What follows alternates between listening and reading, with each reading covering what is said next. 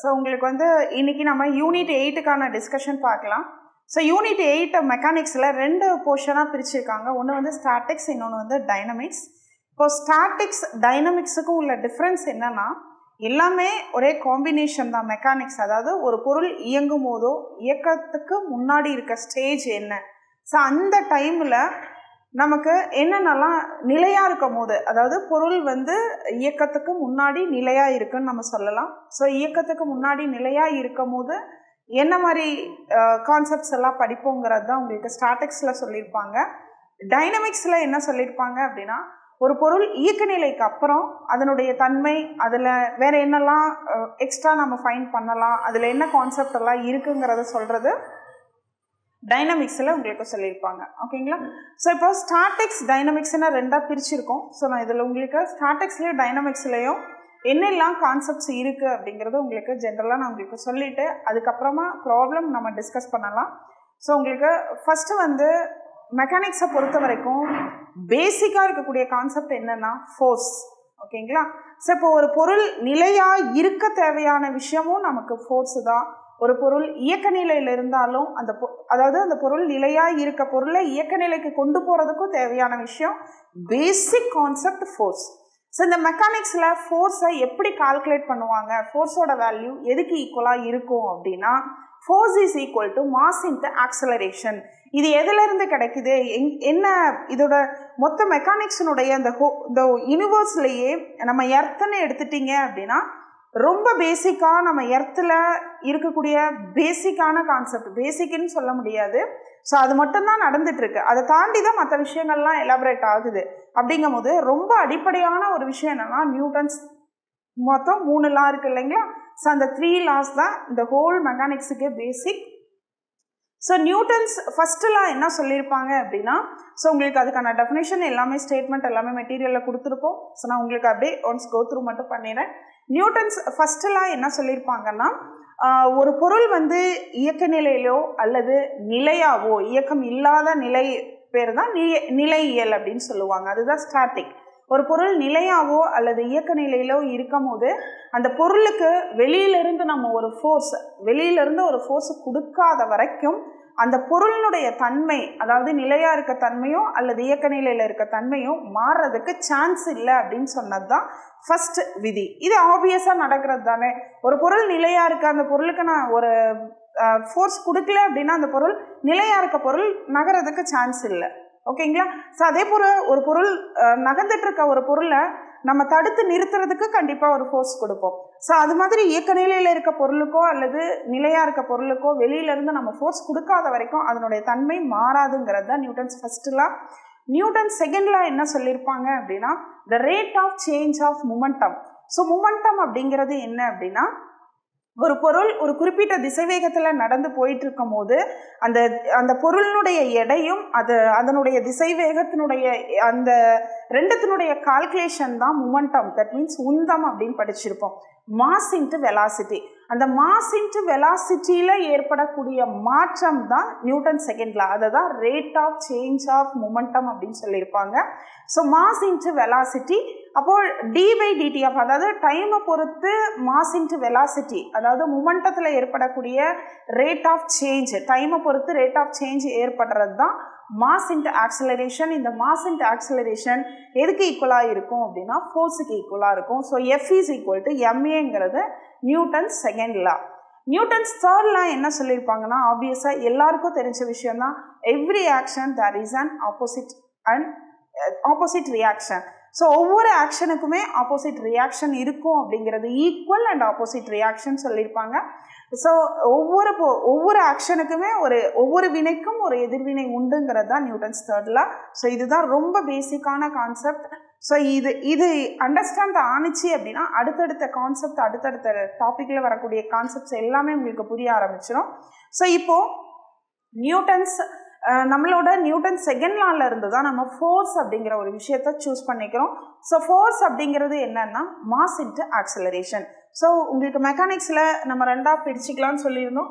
ஒன்று வந்து ஸ்டாட்டிக்ஸ், இன்னொன்று வந்து டைனமிக்ஸ். ஸோ டைனமிக்ஸுக்கும் ஸ்டாட்டிக்ஸுக்கும் ஆன டிஃப்ரென்ஸ் என்னென்னா, இதில் வந்து நிலையாக இருக்கும் போது அதில் நம்ம என்னென்ன கான்செப்ட்ஸ் எல்லாம் ஃபைண்ட் பண்ணுவோம் படிப்போங்கிறது சொல்கிறது ஸ்டாட்டிக்ஸ். டைனமிக்ஸில் பொருள் இயக்க நிலையில் இருக்கும் போது ஸோ அதில் நம்ம என்னெல்லாம் நம்ம கண்டுபிடிப்போங்கிறது தான் டைனமிக்ஸ். ஓகேங்களா? இப்போது ஸ்டாட்டிக்ஸோ டைனமிக்ஸோ ஃபோர்ஸ் அப்படிங்கிறது ஜென்ரலாகவே F = ma. ஓகேங்களா? ஸோ இந்த ஃபோர்ஸ் F = ma இதுதான் பேசிக் கான்செப்ட். இதுக்கு அடுத்து நம்ம எந்த இடத்துலனாவது ஃபோர்ஸ் அப்படின்னு சொல்லி ஜென்ரலாக பேசுகிறோம்னா F = maக்கு ஈக்குவல் பண்ணணும். அதெல்லாம் நம்ம பின்னாடி பார்க்கலாம். ஸோ இப்போது ஸ்டாட்டிக்ஸில் ஃபஸ்ட்டு என்னென்ன கான்செப்ட்ஸ் இருக்குதுன்னு பார்த்துக்கலாம். ஒரு பொருள் மேலே ஒரு ரிஜிட் பாடி, பார்ட்டிக்கல் இதெல்லாம் நம்ம சொல்லியிருப்போம். ஸோ பார்ட்டிக்கல் அப்படின்னா ஒரே ஒரு துகள், அதாவது ஒரு மிகப்பெரிய ஒரு பொருளை கூட நம்ம பார்ட்டிக்கலாக கன்சிடர் பண்ணிக்கலாம். ஸோ பார்ட்டிக்கல் நீங்கள் கன்சிடர் பண்ணுறீங்க அல்லது அங்கே பார்ட்டிக்கலாகவே இருக்குன்னா அதுக்கு வந்து டைமென்ஷன் எதுவும் கிடையாது. It has no dimension, right? So இதே ரிஜிட் பாடின்னு எடுத்தீங்கன்னா கண்டிப்பாக அதுக்கு டைமென்ஷன் இருக்கும். பார்ட்டிக்கல் அப்படின்றது ஜஸ்ட் ஒரு டாட் அப்படின்றது தான் நம்ம கன்சிடர் பண்ணுவோம். இதுக்கு உருவமே, அதாவது இதுக்கு டைமென்ஷனே கிடையாது. ஃப்ரண்ட் சைடு, பேக் சைடு அப்படின்ற எந்த டைமென்ஷனும் கிடையாதுன்றதுனால தான் இட் ஹேஸ் நோ டைமென்ஷன். இது வந்து இதனுடைய மோஷன் எப்படி இருக்கும்னா ஒரே நேர்கோட்டில் தான் இதனுடைய மோஷன் இருக்கும். அதாவது இதனுடைய இயக்கம் வந்து ஒரே நேர்கோட்டில் இருக்கும். ஸோ அதனால தான் இதை லீனியர் மோஷன் அல்லது ரெக்டிலீனியர் மோஷன் இந்த மாதிரி நேமில் நம்ம சொல்லியிருப்போம். ஸோ இதே டாட்டை நம்ம ரொட்டேஷனல் மோஷன் இருக்கான்னா it has no dimension, so rotational motion இருக்காது. ஓகேங்களா? ஸோ இதே ரிஜிட் பாடி, எதெல்லாம் நீங்கள் ரிஜிட் பாடின்னு கன்சிடர் பண்ணுறீங்களோ, ரிஜிட் பாடின்னு நீங்கள் கன்சிடர் பண்ணுற எல்லா பொருளுக்குமே டைமென்ஷன் இருக்கும். அப்போது அந்த பொருள் இட் ஹேஸ் டிரான்ஸ்லேஷனல் மோஷன், அதாவது லீனியர் மோஷனுக்கு இன்னொரு பேர் டிரான்ஸ்லேஷன் மோஷன். டிரான்ஸ்லேஷனல் மோஷனில் கண்டிப்பாக இந்த பார்ட்டிக்கலும் சரி ரிஜிட் பாடியும் சரி டிரான்ஸ்லேஷன் மோஷனில் இருக்கும். அது மட்டும் இல்லை, இந்த ரிஜிட் பாடிக்கு ரொட்டேஷனல் மோஷனும் இருக்குது. ஏன்னா அதுக்கு டைமென்ஷன் இருக்கும்போது ஆப்வியஸாக நம்ம ரொட்டேஷனல் மோஷனும் கொடுக்கலாம் அப்படிங்கிறது தான் ரிஜிட் பாடிக்கான கான்செப்ட். இது ரொம்ப பேசிக்காக நம்ம இந்த மெக்கானிக்ஸில் எடுத்துக்கக்கூடிய பொருள் ஆப்ஜெக்ட் அப்படிங்கிறது என்னென்னா ஒன்று பார்ட்டிக்கலாக கன்சிடர் பண்ணுவீங்க, இல்லை ரிஜிட் பாடியாக கன்சிடர் பண்ணுவீங்க. இதை யூஸ் பண்ணி தான் இந்த பார்ட்டிக்கலுக்கும் இந்த ரிஜிட் பாடி மேலே ஆக்ட் ஆகக்கூடிய ஃபோர்ஸ் எந்த மாதிரியான ஃபோர்ஸ், எவ்வளோ ஃபோர்ஸ் ஆக்ட் ஆகுது, அப்போ அந்த ஃபோர்ஸினுடைய கூடுதல்லாம் என்ன, இதை பற்றி தான் நம்ம டிஸ்கஸ் பண்ண போகிறோம். ஸோ ஃபஸ்ட்டு ஒரு ரிஜிட் பாடி மேலே ஒரு 2 ஃபோர்ஸ் ஆக்ட் ஆகுது, மினிமமாக 2 ஃபோர்ஸ் ஆக்ட் ஆகுது அப்படின்னு நான் எடுத்துட்டேன்னா அந்த 2 ஃபோர்ஸினுடைய இப்போ F1 அண்ட் F2ன்னு 2 ஃபோர்ஸ் அல்லது P, Qன்னு நீங்கள் எடுக்கலாம். ஸோ P, Qன்னு 2 ஃபோர்ஸ் எடுத்துட்டோம் அப்படின்னா இந்த 2 ஃபோர்ஸுக்கான ரிசல்டன்ட் அப்படிங்கிறத சொல்லியிருப்பாங்க. ரிசல்டன்ட் அப்படின்னு ஒன்று படிச்சிருப்போம். அதாவது ரிசல்டன்ட் அப்படின்னா அதனுடைய கூடுதல். பட் நார்மலாக ஃபோர்ஸினுடைய கூடுதல் டைரெக்டாக நீங்கள் ஆட் பண்ணிட முடியாது. ஸோ அதுக்கு வந்து ஒரு லா யூஸ் பண்ணி கண்டுபிடிச்சிருப்பாங்க. அதுதான் பார்லலோகிராம் லா அப்படின்னு சொல்லியிருப்பாங்க. ஒரு ரிஜிட் பாடி இருக்குது. ஸோ இது மேலே F1 ஒரு ஃபோர்ஸ் போகுது, F2ன்னு ஒரு ஃபோர்ஸ் போகுது அப்படின்னா இந்த 2 ஃபோர்ஸினுடைய கூடுதல் நமக்கு என்னவா இருக்கும், அதாவது அதனுடைய விளைவு என்னவா இருக்கும். ரிசல்டன்ட் மீன்ஸ் விளைவு விசை. ஓகேங்களா? ஸோ அப்போது ஒரு பொருள் மேலே அந்த ஒரு பொருள் நகர்றதுக்கு நம்ம கொடுக்குற ஃபோர்ஸுனால தான், அந்த ஃபோர்ஸினுடைய எஃபெக்ட்னால தான் அந்த பொருள் நகரும். ஸோ அதுதான் நம்ம விளைவு விசை அப்படின்னு நம்ம படிச்சிருப்போம். ஓகே, இப்போது ரிசல்டன்ட் ஆஃப் 2 ஃபோர்ஸஸ் அப்படின்றத பார்லலோகிராம் லா யூஸ் பண்ணி நம்ம கான்செப்ட்ஸ் எல்லாம் சொல்லியிருப்போம் கிளாஸில். ஸோ உங்களுக்கு ரிசல்டன்ட்டுக்கான ஃபார்முலா என்னங்கிறத ரீகால் பண்ணிடுறேன். ஸோ ரிசல்டன்ட் அப்படிங்கிறது நான் P, Qன்னு 2 வெக்டர் எடுத்துகிறேன், 2 ஃபோர்ஸ் எடுக்கிறேன் அப்படின்னா force is nothing but vector quantity. Okay, so force is nothing but vector quantity. இதனுடைய ரிசல்டன்ட் பேசுகிறோம் அப்படின்னா √P² + Q² + 2PQ cos alpha அப்படின்றது பார்த்துருப்போம். அதாவது ஒரு parallelogram-னுடைய adjacent சைட்ஸில் 2 ஃபோர்ஸ் ஆக்ட் ஆகுது அப்படின்னா ஒன்று வந்து P, இன்னொன்று வந்து Q. இது ரெண்டுத்துக்குமான ஆங்கிள் ஆல்ஃபா அப்படின்னா ஸோ இதனுடைய ரிசல்டன்ட் எங்கே போகும் அப்படின்னா இந்த டைரக்ஷன், அதாவது இதனுடைய டைகனலில் தான் இதனுடைய ரிசல்டன்ட் இருக்கும் அப்படிங்கிறத நம்ம படிச்சிருக்கோம். ஸோ இந்த டைகனலில் இருக்கக்கூடிய ரிசல்டண்ட்டை கண்டுபிடிக்கிறதுக்கான ஃபார்முலா தான் இந்த formula. So R is equal to √P² + Q² + 2PQ cos alpha அப்படின்றத பார்த்துருப்போம். ஸோ இதிலிருந்து சின்ன சின்ன விஷயங்கள் அடுத்தடுத்த ஒரு ரிசல்ட்ஸ் நம்ம கண்டுபிடிக்கலாம். ஸோ இதில் டைரக்ஷன் ஒன்று படிச்சிருப்பீங்க, தீட்டா. அதாவது ரிசல்டன்ட் ஆர் இருக்கு இல்லைங்களா, ஆருக்கும் கியூக்குமான டைரக்ஷன் என்ன, அல்லது ஆருக்கும் பீக்குமான டைரக்ஷன். நம்ம எதுக்கான ஃபார்முலா யூஸ் பண்ணியிருப்போம் அப்படின்னா, ஆருக்கும் கியூக்குமான டைரக்ஷன் தீட்டான்னு கன்சிடர் பண்ணியிருப்பீங்க. இந்த இடத்துல தீட்டான்னு எடுத்திருப்போம். So theta is equal to tan inverse of direction கண்டுபிடிக்கிறதுக்கான formula theta equal to tan inverse of q sin alpha divided by p plus q cos alpha. So இதுதாங்க ரொம்ப ரொம்ப இம்பார்ட்டன்ட். ஸோ இந்த மெக்கானிக்ஸில் பிகினிங்கில் நம்மளோட சிலபஸில் கொஷின் கேட்குறதுக்கு ஸ்டார்ட் ஆகிற basic concept இது ரெண்டு தான். ஓகேங்களா? ரெண்டு ஃபோர்ஸுக்கான ரிசல்டன்ட்னா என்ன, அந்த ரெண்டு ஃபோர்ஸுக்கான ரிசல்டன்ட்டுக்கும் கியூ ஃபோர்ஸுக்குமான டைரக்ஷன் தீட்டா. ஸோ அந்த தீட்டா கண்டுபிடிக்க formula q sin alpha divided by p plus q cos alpha. Okay, so இதில் ரிசல்ட்ஸ் நம்ம பார்க்கலாம்னு சொன்னோம். ஸோ இதோட கராலரின்னு சொல்லிக்கலாம்.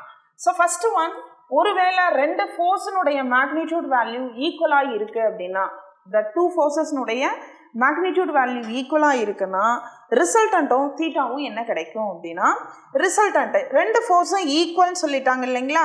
ஸோ அப்போது பிக்கும் கியூவும் ஈக்குவல். ஸோ நான் கியூக்கு பதிலாக பிஏ கூட ரீப்ளேஸ் பண்ணிக்கலாம். அப்போது ஆர் நமக்கு என்ன கிடைக்கும், square root of P square plus P square plus 2 into, நான் இங்கே பி ரீப்ளேஸ் பண்ணிக்கிறேன், இந்த இடத்துலையும் பி ரீப்ளேஸ் பண்ணிக்கிறேன் அப்படின்னா எனக்கு இங்கே p into B square cos ஆல்ஃபான்னு வரும். Okay, so which is equal to, இதை நம்ம சிம்பிளிஃபை பண்ணலாம். என்ன சிம்பிளிஃபை பண்ணலாம் அப்படின்னா 2p square plus 2p square cos alpha. So which is equal to square root of 2 காமனாக வெளியில் எடுத்துருங்க, பி ஸ்கொயரும் காமனாக வெளியில் எடுத்துட்டோம் அப்படின்னா 1 ப்ளஸ் காஸ் ஆல்ஃபான்னு இருக்கும். ஓகே, ஸோ 1 ப்ளஸ் காஸ் ஆல்ஃபாவுக்கு என்ன ஃபார்முலா அப்படின்னா, நமக்கு ஒரு ஃபார்முலா தெரியும், காஸ் ஸ்கொயர் தீட்டா அப்படின்னா 1 plus cos 2 theta divided by 2. Okay, so இதே நமக்கு வந்து இந்த ஆக்சுவலி இந்த 2வை நம்ம இந்த சைடு கொண்டு வந்துட்டோம் அப்படின்னா இந்த ஃபார்மேட் இங்கே இருக்குது. ஓகே, ஸோ இதில் ஆல்ஃபா இருக்கிற இடத்துல இங்கே 2 தீட்டான்னு இருக்குது. அப்போது நான் இங்கே எனக்கு வெறும் தீட்டா மட்டும் வேணும் அப்படின்னா இதை டிவைடட் பை 2 போட்டிங்கன்னா இந்த இடம் கேன்சல் ஆகிடும். அப்போ 1 ப்ளஸ் காஸ் தீட்டா ஃபார்மேட் தான் 1 ப்ளஸ் காஸ் ஆல்ஃபா. அப்போ ஆன்சர் என்ன போட்டுக்கலாம், 2 into cos square alpha by 2. அப்போது square root of 2 into B square into 2 into cos square alpha by 2 போட்டுக்கலாம். ஸோ இதில் 2 ஒரு 2 ரூட் எடுக்கலாம், பி ஸ்கொயர்லேருந்து ஒரு பி ரூட் எடுக்கலாம், காஸ் ஸ்கொயர்லேருந்து ஒரு காஸ் ஆல்ஃபா பை 2 ரூட் எடுத்துட்டிங்கன்னா 2p காஸ் ஆல்ஃபா பை 2 தான் உங்களுக்கு ரிசல்டண்ட்டாக இருக்கும். எப்போ அப்படின்னா the two forces are equal in magnitude அப்படின்னா then the resultant R is equal to 2p cos alpha by 2. Okay, so இதே தீட்டா உங்களுக்கு ஃபைண்ட் பண்ண சொல்லி கேட்குறாங்க அப்படின்னா தீட்டாக்கான ஃபார்முலா tan inverse of, இங்கே நமக்கு என்னங்க இருக்கும், ஆக்சுவலி க்யூக்கு பதிலாக நம்ம இப்போ என்ன ரீப்ளேஸ் பண்ணிக்கலாம், p sin alpha divided by p plus p cos alpha ன்னு ரீப்ளேஸ் பண்ணிக்கலாம். Okay, so p sin alpha theta is equal to tan inverse of, இதிலிருந்து p இருக்கு, p காமனாக வெளியில் எடுத்துடலாம். ஸோ p கேன்சல் பண்ணிட்டீங்க அப்படின்னா நியூமரேட்டரில் sin alpha இருக்கும், டினாமினேட்டரில் 1 ப்ளஸ் காஸ் ஆல்ஃபான்னு இருக்கும். ஸோ sin alphaக்கு பதிலாக என்ன ஃபார்முலா ரீப்ளேஸ் பண்ணிக்கலாம் அப்படின்னா 2 sin alpha by 2 into cos alpha by 2. So tan inverse of 2 sin alpha by 2 into cos alpha by 2 by, so இதுக்கு ரீப்ளேஸ் பண்ணிக்கலாம், என்ன ரீப்ளேஸ் பண்ணிக்கலாம், 2 cos square alpha by 2. Okay, so இந்த cos cancel பண்ணுங்க, 2 cancel பண்ணுங்க, அப்போ sin by cos tan alpha by 2 tan alpha by 2. So முன்னாடி ஒரு tan inverse tan கேன்சல் ஆகிடும். அப்போது பியும் கியூவும் ஈக்குவலாக இருக்கும் போது தீட்டாவோட வேல்யூ ஆல்ஃபா பை 2ங்கிறது எக்ஸிஸ்ட் ஆகும். இதே ரிசல்டன்ட்டுக்கான value 2p cos alpha by 2. Okay, so இதே போல் நம்ம அடுத்தடுத்த ரிசல்ட்டை கண்டுபிடிக்கலாம். ஒருவேளை ஆல்ஃபாவோட வேல்யூ 0வாக இருந்ததுன்னா ரிசல்டன்ட் என்னங்க, இந்த இடம் 0 ஆகிடுது. ஓகே. சப்போ ஆல்ஃபா 0னா காஸ் 0, காஸ் 0ஓட வேல்யூ 1, அப்போ 2pq மட்டும் இருக்கும். So p square plus q square plus 2pq, அப்போ p plus q the whole square formula. ஸ்கொயரும் ஸ்கொயர் ரூட்டு கேன்சல் ஆயிடுச்சுன்னா ஆல்ஃபா ஆரோட வேல்யூ நமக்கு p பிளஸ் qங்கிறது கிடைக்கும். ஸோ அப்போ p பிளஸ் q இஸ் என்ன அப்படின்னா மேக்சிமம், அதாவது ரிசல்டன்ட் வந்து மேக்சிமம்கான வேல்யூ என்னன்னா ஆல்ஃபா 0வா இருக்கும் போது ரிசல்டன்ட் ரெண்டு ஃபோர்ஸஸ்னுடைய ரிசல்டன்ட் மேக்சிமம் வேல்யூவை அட்டைன் பண்ணும். அதாவது ஆறுன்றது ரிசல்டன்ட்னுடைய வேல்யூ எப்போ மேக்சிமமாக இருக்கும்னா ஆல்ஃபா வந்து 0வா இருக்கும் போது. ஓகே. ஸோ எப்போ மினிமமாக இருக்கும்னா இது ரெண்டுத்தினுடைய வேல்யூ மைனஸ் பண்ணும்போது தான் மினிமம் வேல்யூவாக கிடைக்கும். ஸோ ஆர் மினிமம் எப்போ கிடைக்கும்னா ஆல்ஃபா வந்து pi which is equal to 180 degree. So 180 degree apply பண்ணிங்கன்னா இங்கே ஆக்சுவலாக என்ன வந்துடும், காஸ் பை. காஸ் பையோட வேல்யூ -1. ஸோ -1 இங்கே வரும்போது நமக்கு p minus q the whole ஸ்கொயர்னு வரும். அப்போ ஸ்கொயரும் ஸ்கொயர் ரூட்டை கேன்சல் ஆகிடுச்சுன்னா ஸோ ஆரோட வேல்யூ p மைனஸ் q. சரிங்களா? ஸோ அப்போது இது வந்து ஆர் மினிமம் சொல்லுவோம். ரைட்.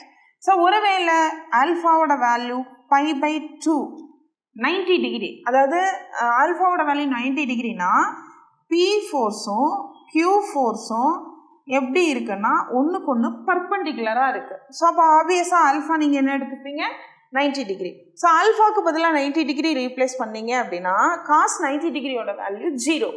காஸ் 90 டிகிரி 0ங்கும் போது இது கூட மல்டிப்ளை பண்ணுற இந்த ஹோல் டேர்ம் வில் பி 0. அப்போ நமக்கு என்ன மட்டும் ரிசல்டன்ட் கிடைக்கும். So R is equal to square root of p square plus q square. Okay. So இது எல்லாமே நமக்கு பேசிக்காக இந்த யூனிட்டை பிகின் பண்ணும் போது இருக்கக்கூடிய ரொம்ப ரொம்ப இம்பார்ட்டன்ட் கான்செப்ட். ஃபஸ்ட்டு ஒன், ரெண்டு ஃபோர்ஸ் ஆக்ட் ஆகுது ஒரு ரிஜிட் பாடியில் அப்படின்னா அந்த ரெண்டு ஃபோர்ஸஸ்னுடைய ரிசல்டன்ட் எதை யூஸ் பண்ணி ஃபைண்ட் பண்ணுறோன்னா parallelogram லா யூஸ் பண்ணி ஃபைண்ட் பண்ணுறோம். ஸோ ரிசல்டன்ட்டுக்கான formula square root of p square plus 2pq cos alpha, theta equal to tan inverse of q sine alpha divided by p plus q cos alpha. இதில் ரெண்டு ஃபோர்ஸஸ்னுடைய magnitude value equal அப்படின்னா alpha வந்து நமக்கு alpha by 2ன்னு ஆகும். அதாவது direction alpha by 2ன்னு ஆகும். அதனுடைய resultant 2p cos alpha by 2. இதே ஆல்ஃபாவோட வேல்யூ 0வா இருக்கும் போது ஆர் மேக்ஸிமம் அட்டைன் பண்ணும், ரிசல்டன்ட் வந்து மேக்ஸிமம் வேல்யூவை அட்டைன் பண்ணும். ஆரோட ஆல்ஃபாவோட வேல்யூ பை 180 டிகிரியாக இருக்கும் போது ரிசல்டன்ட் மினிமம் வேல்யூவை அட்டைன் பண்ணும். ஒருவேளை ஆல்ஃபாவோட வேல்யூ 90 டிகிரியாக இருந்தது அப்படின்னா ஆரோட value square root of p square plus q square. So இது ஒன் ஆஃப் த கான்செப்ட். ஓகேங்களா? ஸோ நெக்ஸ்ட்டு இது வந்து பேசிக்காக நம்ம ஃபோர்ஸஸ்னுடைய ரிசல்டன்ட் அப்படின்றது பேசிக்கலாம். So next angle of friction, coefficient of friction. So அதை பற்றி டிஸ்கஸ் பண்ணலாம். So angle of friction, coefficient of friction. ஒரு ரிஜிட் பாடி, ஒரு பொருள் நீங்கள் எந்த பிளேஸில் ஒரு பொருளை வச்சாலும் சரிங்களா, இந்த ஒவ்வொரு பொருளுக்குமான ஆக்ஷன் அப்படின்றது டவுன்வர்ட்ஸ். இந்த டவுன்வர்ட்ஸில் இருக்க ஆக்ஷனை தான் நம்ம கிராவிட்டின்னு பின்னாடி படிக்க போகிறோம். சரிங்களா? ஸோ இந்த ஒரு பொருள் ஒவ்வொரு பொருளுக்குமான ஆக்ஷனுக்கு there exist and opposite reaction. So அந்த ரியாக்ஷனை தான் நம்ம என்னன்னு சொல்லுவோம்னா நார்மல் ரியாக்ஷன் ஆர்னு சொல்லுவோம். ஒருவேளை நான் ஃபோர்ஸ் இந்த டைரக்ஷனில் நான் ஃபோர்ஸ் எஃப் கொடுக்குறேன்னு வச்சுக்கோங்களேன். ஃபோர்ஸ் கொடுக்கும் போது பொருள் இந்த டைரக்ஷனில் நகருது அப்படின்னா இதுக்கான ஃப்ரிக்ஷன் அப்படின்றது எப்போ எக்ஸிஸ்ட் ஆகும். ஸோ ஃப்ரிக்ஷன் அப்படின்னா என்னன்னா உராய்வு விசை. ஸோ உராய்வு விசை அப்படின்றது ஒவ்வொரு பொருளினுடைய ஒரு பொருள் இயக்கத்தில் இருக்கும் போதோ அல்லது ஒரு பொருளுக்கு நீங்கள் ஃபோர்ஸ் கொடுக்குறீங்க அப்படின்னா ஃபோர்ஸை எதிர்க்கிற மாதிரி தான் ஃப்ரிக்ஷன் ஃபோர்ஸ் எக்ஸிஸ்ட் ஆகும். ஸோ ஃபோர்ஸுக்கு ரெசிஸ்ட் பண்ணுறது தான் நம்ம ஃப்ரிக்ஷன் ஃபோர்ஸ்ன்னு சொல்லுவோம். அப்போ நான் ஃபோர்ஸ் இந்த டைரக்ஷனில் கொடுக்குறேன் அப்படின்னா எனக்கு ஃப்ரிக்ஷன் ஃபோர்ஸ் அப்படின்றது இந்த ஃபோர்ஸினுடைய ஆப்போசிட் டைரக்ஷனில் இருக்கும். இதுதான் ஃப்ரிக்ஷன் ஃபோர்ஸ். ஸோ இந்த ஃப்ரிக்ஷன் ஃபோர்ஸை நான் ஒருவேளை எஃப்னு எடுத்துக்கிறேன்னு வச்சுக்கோங்களேன். ஓகே. ஸோ இந்த ஃப்ரிக்ஷன் ஃபோர்ஸ் நீங்கள் எஃப்னு எடுத்துட்டீங்க அப்படின்னா இந்த ஃப்ரிக்ஷன் ஃபோர்ஸுக்கும் ரியாக்ஷனுக்குமான கோஎஃபிஷியன்ட் ஆஃப் ஃப்ரிக்ஷன் அப்படின்றது ஒன்று இருக்குது. And then angle of friction. So angle of friction அப்படின்னா ஒவ்வொரு ஆக்ஷனுக்கும் there is an opposite and equal and opposite reaction சொல்லியிருந்தோம் இல்லைங்களா. இந்த ரியாக்ஷன் தான் ரெண்டு காம்போனண்ட்டாக பிரியும். ஒன்று வந்து நார்மல் ரியாக்ஷன், ஓகே. ஸோ இன்னொன்று ரியாக்ஷன். ஸோ இந்த நார்மல் ரியாக்ஷன் ஆக்ஷனுக்கு பர்பண்டிகுலராக இருக்கும். இது நல்லா ஞாபகம் வச்சுக்கோங்க. ஆக்சலரேஷன் அதாவது ஆக்ஷனுக்கு பர்பண்டிகுலராக இருக்கிறது நார்மல் ரியாக்ஷன். இந்த ரியாக்ஷனுக்கும் நார்மல் ரியாக்ஷனுக்குமான ஆங்கிள் தான் லாம்டா. இதை தான் நம்ம ஆங்கிள் ஆஃப் ஃப்ரிக்ஷன் சொல்லுவோம். ஸோ இப்போது இதிலிருந்து நம்ம ஒரு ரிசல்ட் கண்டுபிடிக்கலாம்.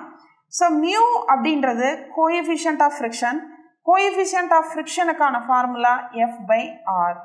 ஓகே. ஸோ இந்த எஃப்க்கும் ஆருக்குமான ரேஷியோ தான் கோஎஃபிஷியன்ட் ஆஃப் ஃப்ரிக்ஷன் அப்படின்றது ஒரு டெஃபினேஷனாக படிச்சிருப்பீங்க. அதே போல் இதிலிருந்து எஃப்ங்கிறது மியூ ஆருக்கு ஈக்குவல் அப்படின்னு சொல்லிக்கலாம். ஒரு ரிஜிட் பாடி மேலே ஆக்ட் ஆகிற ஃபோர்ஸினுடைய வேல்யூ எதுக்கு ஈக்குவல் சொல்லிக்கலாம்? Coefficient of friction and normal ரியாக்ஷனுடைய ப்ராடக்ட் வேல்யூ ஃபோர்ஸுக்கு ஈக்குவல் நம்ம சொல்லிக்கலாம். ஓகே. ஸோ இது one of the result. So next இந்த ரியாக்ஷனுக்கு நான் காம்போனண்ட் பிரிக்கிறேன். ஸோ உங்களுக்கு ஃபோர்ஸுக்கான காம்போனண்ட்லாம் உங்களுக்கு சொல்லியிருப்போம் கிளாஸில், நல்லாவே டீட்டெயிலாக ஒரு எக்ஸாம்பிளோட சொல்லியிருப்பேன். இது வந்து ஒரு one of the reaction force அப்படின்னா இந்த ரியாக்ஷன் அப்படின்றது ஹரிசாண்டலாகவும் இல்லை வெர்டிக்கலாகவும் இல்லை. ஹரிசாண்டலாக ஆக்ட் ஆகிற ஃபோர்ஸ் யாருன்னா எஃப். இது வந்து ஹரிசாண்டல் ஃபோர்ஸ், சரிங்களா. வெர்டிக்கல் ஃபோர்ஸ் அப்படின்னா நமக்கு ஆக்ட் ஆகிற ஃபோர்ஸ் ஆர். இது மட்டும்தான் இப்போ நம்மக்கிட்ட இருக்க ஃபோர்ஸஸ். அது இல்லாமல் ரியாக்ஷன் அப்படின்னு ஒன்று இருக்குது. இந்த ரியாக்ஷனுக்கும் நார்மல் ரியாக்ஷனுக்கு இடையேயான ஆங்கிள் தான் லாம்டா. ஸோ இந்த ரியாக்ஷன் ஃபோர்ஸுக்கான காம்போனண்ட் ஹரிசாண்டல்லையும் வெர்டிக்கல்லையும் நம்மளால் பிரிக்க முடியும். எப்படி பிரிக்கணும் அப்படின்னா இந்த ரியாக்ஷனுக்கும் நார்மல் ரியாக்ஷனுக்குமான ஆங்கிள் நமக்கு தெரியும் இல்லைங்களா, லாம்டா. ஸோ இந்த லாம்டாக்கு ஆப்போசிட் சைடில் இந்த ஃபோர்ஸுக்கான காம்போனண்ட் நம்ம எழுதணும். என்ன காம்போனண்ட் எழுதுவீங்கன்னா லாம்டாக்கு ஆப்போசிட் சைடில் சைன் லாம்டான்ற சைன் காம்போனண்ட் எழுதணும். யாரோட ஃபோர்ஸ்? ரியாக்ஷன் ஃபோர்ஸ், சரிங்களா. அதே ரியாக்ஷன் ஃபோர்ஸோட சைன் காம்போனண்ட் லாம்டாக்கு ஆப்போசிட்ல எழுதுறீங்கன்னா இதுக்கு அட்ஜசன்ட் சைடில் தான் நம்ம என்ன எழுதுவோம்னா காஸ் லாம்டா, சரிங்களா. அதாவது இதுவும் பேரலல் அப்படிங்கும் போது இது பிளஸ் இதுன்னு நம்ம சொல்ல முடியும். அதே போல் இந்த ஃபோர்ஸ் எஃப்பும் சைன் லாம்டாவும் பேரலல். அப்போ அது ரெண்டையும் நம்ம ஆட் பண்ணிக்கலாம். So F plus sine lambda which is equal to 0. So 0 எடுத்துக்க வேணாம். which is equal to 0 ஏன்னா பொருள் நிலையாக இருக்குது. R plus cos lambda which is equal to 0. இப்போது எஃப் என்னங்க கிடைக்கும் நமக்கு? So F is equal to minus sine லாம்டான்னு கிடைக்கும் இல்லைங்களா. அண்ட் தென் ஆரோட வேல்யூ என்ன கிடைக்கும்? மைனஸ் காஸ் லாம்டான்னு கிடைக்கும் இல்லைங்களா. ஸோ இது ரெண்டையும் டிவைட் பண்ணுங்க. ஸோ டிவைட் பண்ணும்போது ரைட் சைடு லெஃப்ட் சைடை டிவைட் பண்ணுவீங்க. F/R இந்த சைடு நமக்கு என்ன இருக்குது? மைனஸ் மைனஸ் கேன்சல் ஆகிடும். Sine by cos tan lambda. So இதிலிருந்து ரொம்ப ரொம்ப இம்பார்ட்டன்ட் ரிசல்ட் என்னன்னா tan lambda is equal to F/R இப்படியும் சொல்லலாம். அல்லது lambda is equal to tan inverse of F/Rனு சொல்லலாம். அல்லது lambda is equal to tan inverse of mu.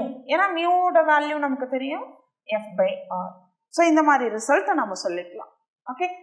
So இது வந்து ஒன் ஆஃப் த கான்செப்ட், ரொம்ப இம்பார்ட்டன்ட் கான்செப்ட். இதுலேருந்து கொஸ்டின் கேட்கறதுக்கு சான்ஸ் இருக்குது, சரிங்களா. ஹரிசாண்டல் ஃபோர்ஸ் வெர்டிக்கல் ஃபோர்ஸ் பிரிக்க உங்களுக்கு தெரியணும். ஏன்னா பின்னாடி ப்ராப்ளம்லாம் ஒர்க் அவுட் பண்ணி பார்த்துருந்தீங்கன்னா உங்களுக்கு தெரிஞ்சிருக்கும். இது கண்டிப்பாக நமக்கு யூஸ் ஆகும். அதே போல் இந்த மூணு ரிசல்ட்டில் மூணுமே ஈக்குவல் தான். ஏதாவது ஒன்று ஆப்ஷனாக உங்களுக்கு வர்றதுக்கு சான்ஸ் இருக்குது. ஸோ நெக்ஸ்ட்டு கான்செப்ட் என்ன டிஸ்கஸ் பண்ணலாம் அப்படின்னா மூமெண்ட். ஒரு ஃபோர்ஸ், ஒரு பார்ட்டிக்கல் இருக்குது. இந்த பார்ட்டிக்கல் மேலே ஒரு ஃபோர்ஸ் ஒன்று ஆக்ட் ஆகுது. அப்போ இந்த ஃபோர்ஸோட லைன் ஆஃப் ஆக்ஷன் இந்த மாதிரி இருக்கும். ஸோ இதுதான் ஃபோர்ஸ். ஓகே. ஸோ நான் அபவுட் த பாயிண்ட் அப்படின்னா வெளியிலேருந்து, அதாவது இந்த பிளேனை விட்டு நம்ம வெளியில், அந்த பொருளை விட்டு அந்த ஃபோர்ஸ் போகிற ஆக்ஷனை விட்டு வெளியில இருந்து தான் நம்ம ஒரு பொசிஷன் அப்படின்னு ஒன்று கொடுக்கணும். இது வந்து அபவுட் த பாயிண்ட், இது வந்து ஃபிக்ஸ்டு பாயிண்ட் ஏ. ஸோ இந்த அபவுட் த பாயிண்ட்டை நம்ம ஓன் எடுத்துப்போம். ஒரு பாயிண்ட் ஓவை பொறுத்து ஃபோர்ஸ் போகிற ஒரு லைன் ஆஃப் ஆக்ஷன் மேலே ஒரு ஃபிக்ஸ்டு பாயிண்ட் ஏவை வச்சு நீங்கள் ஒரு ஒரு ஒரு ஃபோர்ஸ் கொடுக்குறீங்க இல்லைங்களா? ஸோ இதனுடைய ப்ராடக்ட் வேல்யூ தான் உங்களுக்கு என்னவா இருக்கும்னா மூமெண்ட். அதாவது OA vector cross F vector. So இதுக்கு மேக்னிடியூட் எடுத்தீங்கன்னா F இன்ட்டு சம் டிஸ்டன்ஸ் Pன்னு சொல்லலாம். ஏன்னா இந்த OAக்கான டிஸ்டன்ஸ் Pன்னு எடுத்துட்டிங்கன்னா F இன்ட்டு Pன்னு சொல்லுவீங்க.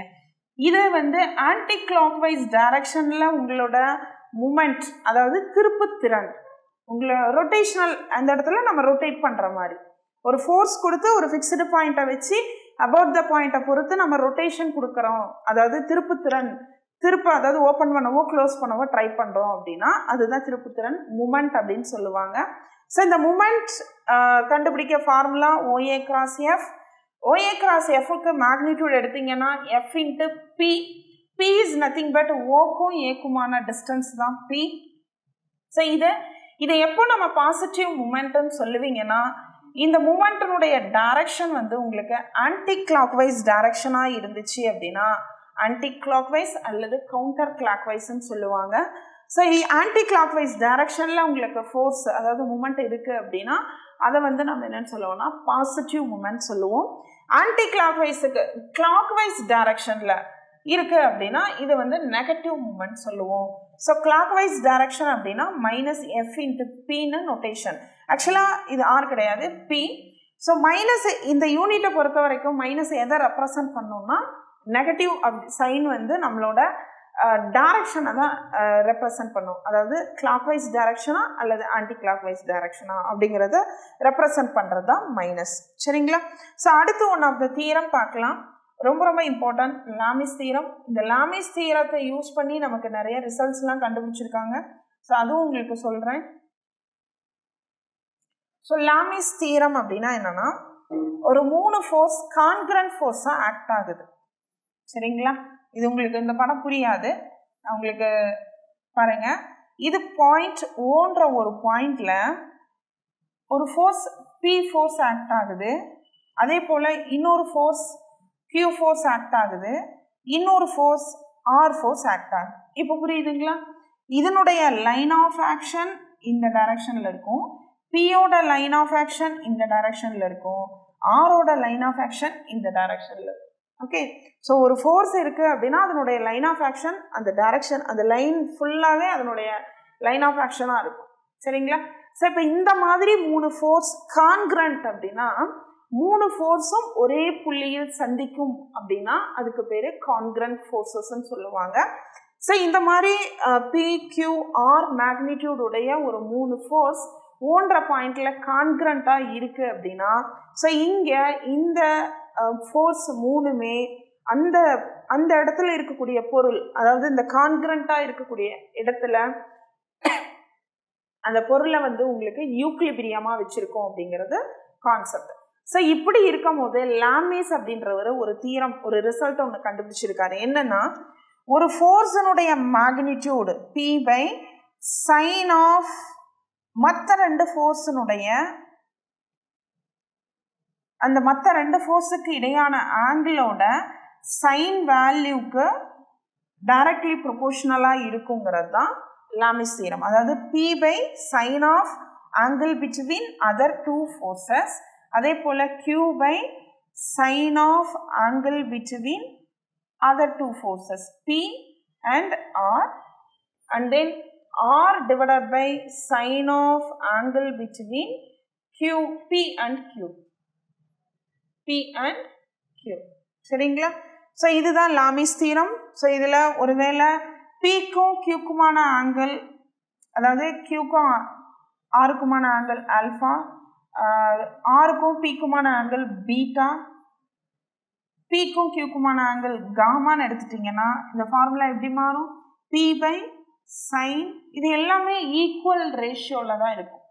இதனுடைய ப்ரொபோர்ஷன் எல்லாமே உங்களுக்கு ஈக்குவல் வேல்யூ, ஈக்குவல் கான்ஸ்டண்ட்டாக கொடுக்குங்கிறது தான் லாமிஸ் தியரம். சைன் ஆஃப் Qக்கும் Rக்குமான ஆங்கிள் நான் ஆல்ஃபான்னு எடுத்திருக்கேன். And then Q/sin beta which is equal to R divided by sin gamma. It is the Lami's theorem. சரிங்களா? லாமிஸ் தியரம்ங்கிறது one of the important theorem. So இதே போல் நிறையா நேம்டு தீரம் இருக்குது நம்மளோட ஸ்டாட்டிக்ஸில். ஸோ அதில் ரொம்ப ரொம்ப இம்பார்ட்டன்ட் லாமிஸ் தீரத்தை யூஸ் பண்ணி பின்னாடி நம்ம நிறைய ப்ராப்ளம்ஸ்லாம் நம்ம போட்டிருப்போம் மெட்டீரியலில், உங்களுக்கு நிறையா ரிசல்ட்டும் சொல்லியிருப்போம். ஸோ இந்த தீரம் வந்து கண்டிப்பாக படிச்சுக்கோங்க. இந்த ஸ்டேட்மெண்ட் கேட்டாலும் உங்களுக்கு எழுத தெரியும். இங்கே ஈக்குவல்ட்டுக்கு அந்த பக்கம் கொடுக்கலாம், கொடுக்காமலாம் இருக்கலாம். ஸோ ஜஸ்ட் லாமிஸ் தீரம் என்ன சொல்கிறாங்க அப்படின்னா, ஒவ்வொரு ஃபோர்ஸினுடைய, அதாவது ஒரு ஃபோர்ஸினுடைய magnitude value sine of angle between the other two ஃபோர்ஸஸுக்கு டைரக்ட்லி ப்ரொபோர்ஷனலாக இருக்குங்கிறது தான் இந்த concept. Okay, so next important result பார்க்கலாம். Condition for equilibrium. ஃபர்ஸ்ட் யூக்லிபிரியம்னா என்ன மேம், அது நமக்கு தெரிஞ்சிருக்கணும் இல்லைங்களா? ஸோ யூக்லிபிரியம் அப்படின்னா ஒரு பொருள் ரிஜிட் பாடி, ஓகேங்களா? ஸோ இந்த ஒரு பொருளானது சமநிலையில் எப்போ இருக்கும் அப்படின்னா அதில் ஆக்ட் ஆகிற ஃபோர்ஸ், அதாவது அதில் அப்ளைடு ஃபோர்ஸஸ், அந்த ரிஜிட் பாடி மேலே அப்ளைட் ஆகக்கூடிய ஃபோர்ஸஸ் எல்லாத்தினுடைய கூடுதல் 0 அப்படின்னு சொல்லிக்கலாம். தட் மீன்ஸ் இதில் எவ்வளோ அப்ளைடு ஃபோர்ஸஸ் ஆக்ட் ஆனாலும் சரி, அந்த ஃபோர்ஸஸ் எல்லாமே இந்த பொருளை நகர விடாமல் ஒரு பேலன்ஸ்டு மூமெண்ட்லேயே, அதாவது யூக்லிபிரியம் ஸ்டேஜ் நிலையாகவே வச்சிருக்கு அப்படிங்கிறது தான் யூக்லிபிரியம் அப்படின்னு அர்த்தம். ஓகேங்களா? ஸோ அதாவது அந்த பொருள் இயக்க நிலையில் இருந்தாலுமே யூக்லிபிரியம் சொல்லலாம். எப்படின்னா பொருள் வந்து கிராஜுவலாக ஒரே லெவலில் அதனுடைய வெலாசிட்டியில் ஃபோர்ஸில் எந்த மாற்றமும் இல்லாமல் ஒரே மாதிரியாக போகும். இப்போ ஒரு இயக்க நிலையிலையும் எந்த மாற்றமும் இல்லாமல் இருந்ததுனாலும் யூக்லிபிரியம் தான். பொருள் நிலையாக இருக்கிறதுக்கு ஆக்ட் ஆகிற ஃபோர்ஸஸுமே யூக்லிபிரியம் ஸ்டேஜை வச்சுருக்கோம் அப்படின்னு சொல்லலாம். ஸோ ஜஸ்ட் இதில் கண்டிஷன் அப்படின்னு பார்த்தீங்கன்னா the sum of the applied forces is equal to 0ங்கிறது first condition.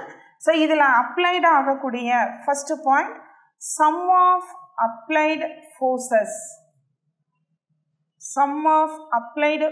forces is equal to 0ங்கிறது ஃபர்ஸ்ட் கண்டிஷன். யூக்லிபிரியமாக இருக்குது அப்படின்னா இதில் இருக்கக்கூடிய அப்ளைடு ஃபோர்ஸஸ்னுடைய கூடுதல் நமக்கு என்னவா வரணும்? 0வா வரணும். ரெண்டாவது கண்டிஷன் என்ன அப்படின்னா, இந்த அப்ளைடு ஃபோர்ஸஸை பொறுத்து வெக்டர் மூமெண்ட் கண்டுபிடிச்சிங்க அப்படின்னா the vector sum of moment of applied forces is equal to 0. applied forces is equal to 0. அதாவது இதில் ஆக்ட் ஆகிற, இப்போ ஒரு 4 ஃபோர்ஸ் ஆக்ட் ஆகுதுன்னு வச்சுக்கோங்களேன். இந்த 4 ஃபோர்ஸுமே நமக்கு அப்ளைடு ஃபோர்ஸ், இதனுடைய கூடுதல் நமக்கு 0. அதே போல் இந்த 4 ஃபோர்ஸை பொறுத்து, இந்த 4 ஃபோர்ஸுக்கு ஒவ்வொரு ஃபோர்ஸுக்குமே நம்மளால் மூமெண்ட் கண்டுபிடிக்க முடியும். ஸோ 4 ஃபோர்ஸ் ஆக்ட் ஆகுது அப்படின்னா 4 ஃபோர்ஸஸ்னுடைய மூமெண்ட்டை கண்டுபிடிச்சி 4த்தையும் ஆட் பண்ணிங்கன்னா உங்களுக்கு 0 கிடைக்கும். ஓகேங்களா? ஸோ அதே போல் தேர்டு பாயிண்ட், இன்னொரு கண்டிஷன் என்ன இருக்குது அப்படின்னா, இந்த மாதிரி ஃபோர்ஸ் ஆக்ட் ஆகுது இல்லைங்களா, இந்த ஃபோர்ஸை எனி டைரக்ஷன்னா, இப்போது இது வந்து நமக்கு எக்ஸ் டைரக்ஷன், இது வந்து ஒய் டைரக்ஷன். இப்போது இந்த ஃபோர்ஸ் வந்து ஒரு குறிப்பிட்ட ஆங்கிளில் நமக்கு வித் எக்ஸ் டைரக்ஷனோட ஒரு குறிப்பிட்ட ஆங்கிளில் மேக் ஆகுது அப்படின்னா இதுக்கு ஹரிசாண்டல் இருக்குது, வெர்டிக்கல் இருக்குது. அப்போது கண்டிப்பாக ஹரிசாண்டல் அண்ட் வெர்டிக்கல் ரெண்டு ஃபோர்ஸஸ்னுடைய கூடுதலும் நமக்கு ஈக்குவலாக தான் இருக்கும். இப்போ அப்ளைடு ஃபோர்ஸஸ்னுடைய எனி டைரக்ஷனில் நீங்கள் எடுத்து சம் ஆஃப் ஹரிசாண்டலை ஃபுல்லாக ஆட் பண்ணுங்கள், வெர்டிக்கல் ஃபோர்ஸஸ் ஃபுல்லாக ஆட் பண்ணுங்கள், அது மொத்தத்தினுடைய கூடுதல் நமக்கு 0வா இருக்கும் அப்படிங்கிறது தான் தேர்டு பாயிண்ட். அதே போல் ஃபோர்த்து கண்டிஷன் என்ன அப்படின்னா, இந்த ஹரிசாண்டல் ஃபோர்ஸஸ்னுடைய கூடுதலும் வெர்டிக்கல் ஃபோர்ஸஸ்னுடைய கூடுதலும் 0 ஆனாலும் யூக்லிபிரியத்துக்கான ஒன் ஆஃப் த கண்டிஷன் சொன்ன மாதிரி ஹரிசாண்டல் ஃபோர்ஸஸுக்கும் நம்மளால் மூமெண்ட் கண்டுபிடிக்க முடியும், வெர்டிக்கல் ஃபோர்ஸஸுக்கும் நம்மளால் மூமெண்ட் கண்டுபிடிக்க முடியும். அந்த மூமெண்ட்டினுடைய இப்போ தனித்தனி டைரக்ஷனோட ஃபோர்ஸஸ்னுடைய மூமெண்ட்டை கண்டுபிடிக்கிறீங்க அப்படின்னா அதனுடைய கூடுதலுமே நமக்கு 0 ஆகணும். ஸோ இதுதான் மொத்தம் 4 பாயிண்ட். ஓகேங்களா? ஸோ யூக்லிபிரியம் அப்படின்னா அந்த பொருளை அதனுடைய நிலையை மாற்றாமல் ஸ்டேபிளாக வச்சுக்கிறது தான் யூக்லிபிரியம். ஸ்டேபிளாக வச்சுக்கிறதுக்கு அது மேலே ஆக்ட் ஆகிற அப்ளைடு ஃபோர்ஸஸ்னுடைய நெக்ஸ்ட்டு ரிசல்ட்ஸ் பார்க்கலாம். ஸோ அந்த ரிசல்ட் வந்து ரொம்ப ரொம்ப இம்பார்ட்டன்ட். கண்டிப்பாக இதிலேருந்து ஒரு கொஸ்டின் வந்துடும். ஸோ லாஸ்ட்டாக நம்ம பார்த்தது என்ன அப்படின்னா ரிசல்டன்ட் ஃபோர்ஸ்னால் என்னென்னு பார்த்துருக்கோம். ஸோ அதை பேஸ் பண்ணின ரிசல்ட்ஸ் பார்த்தோம்.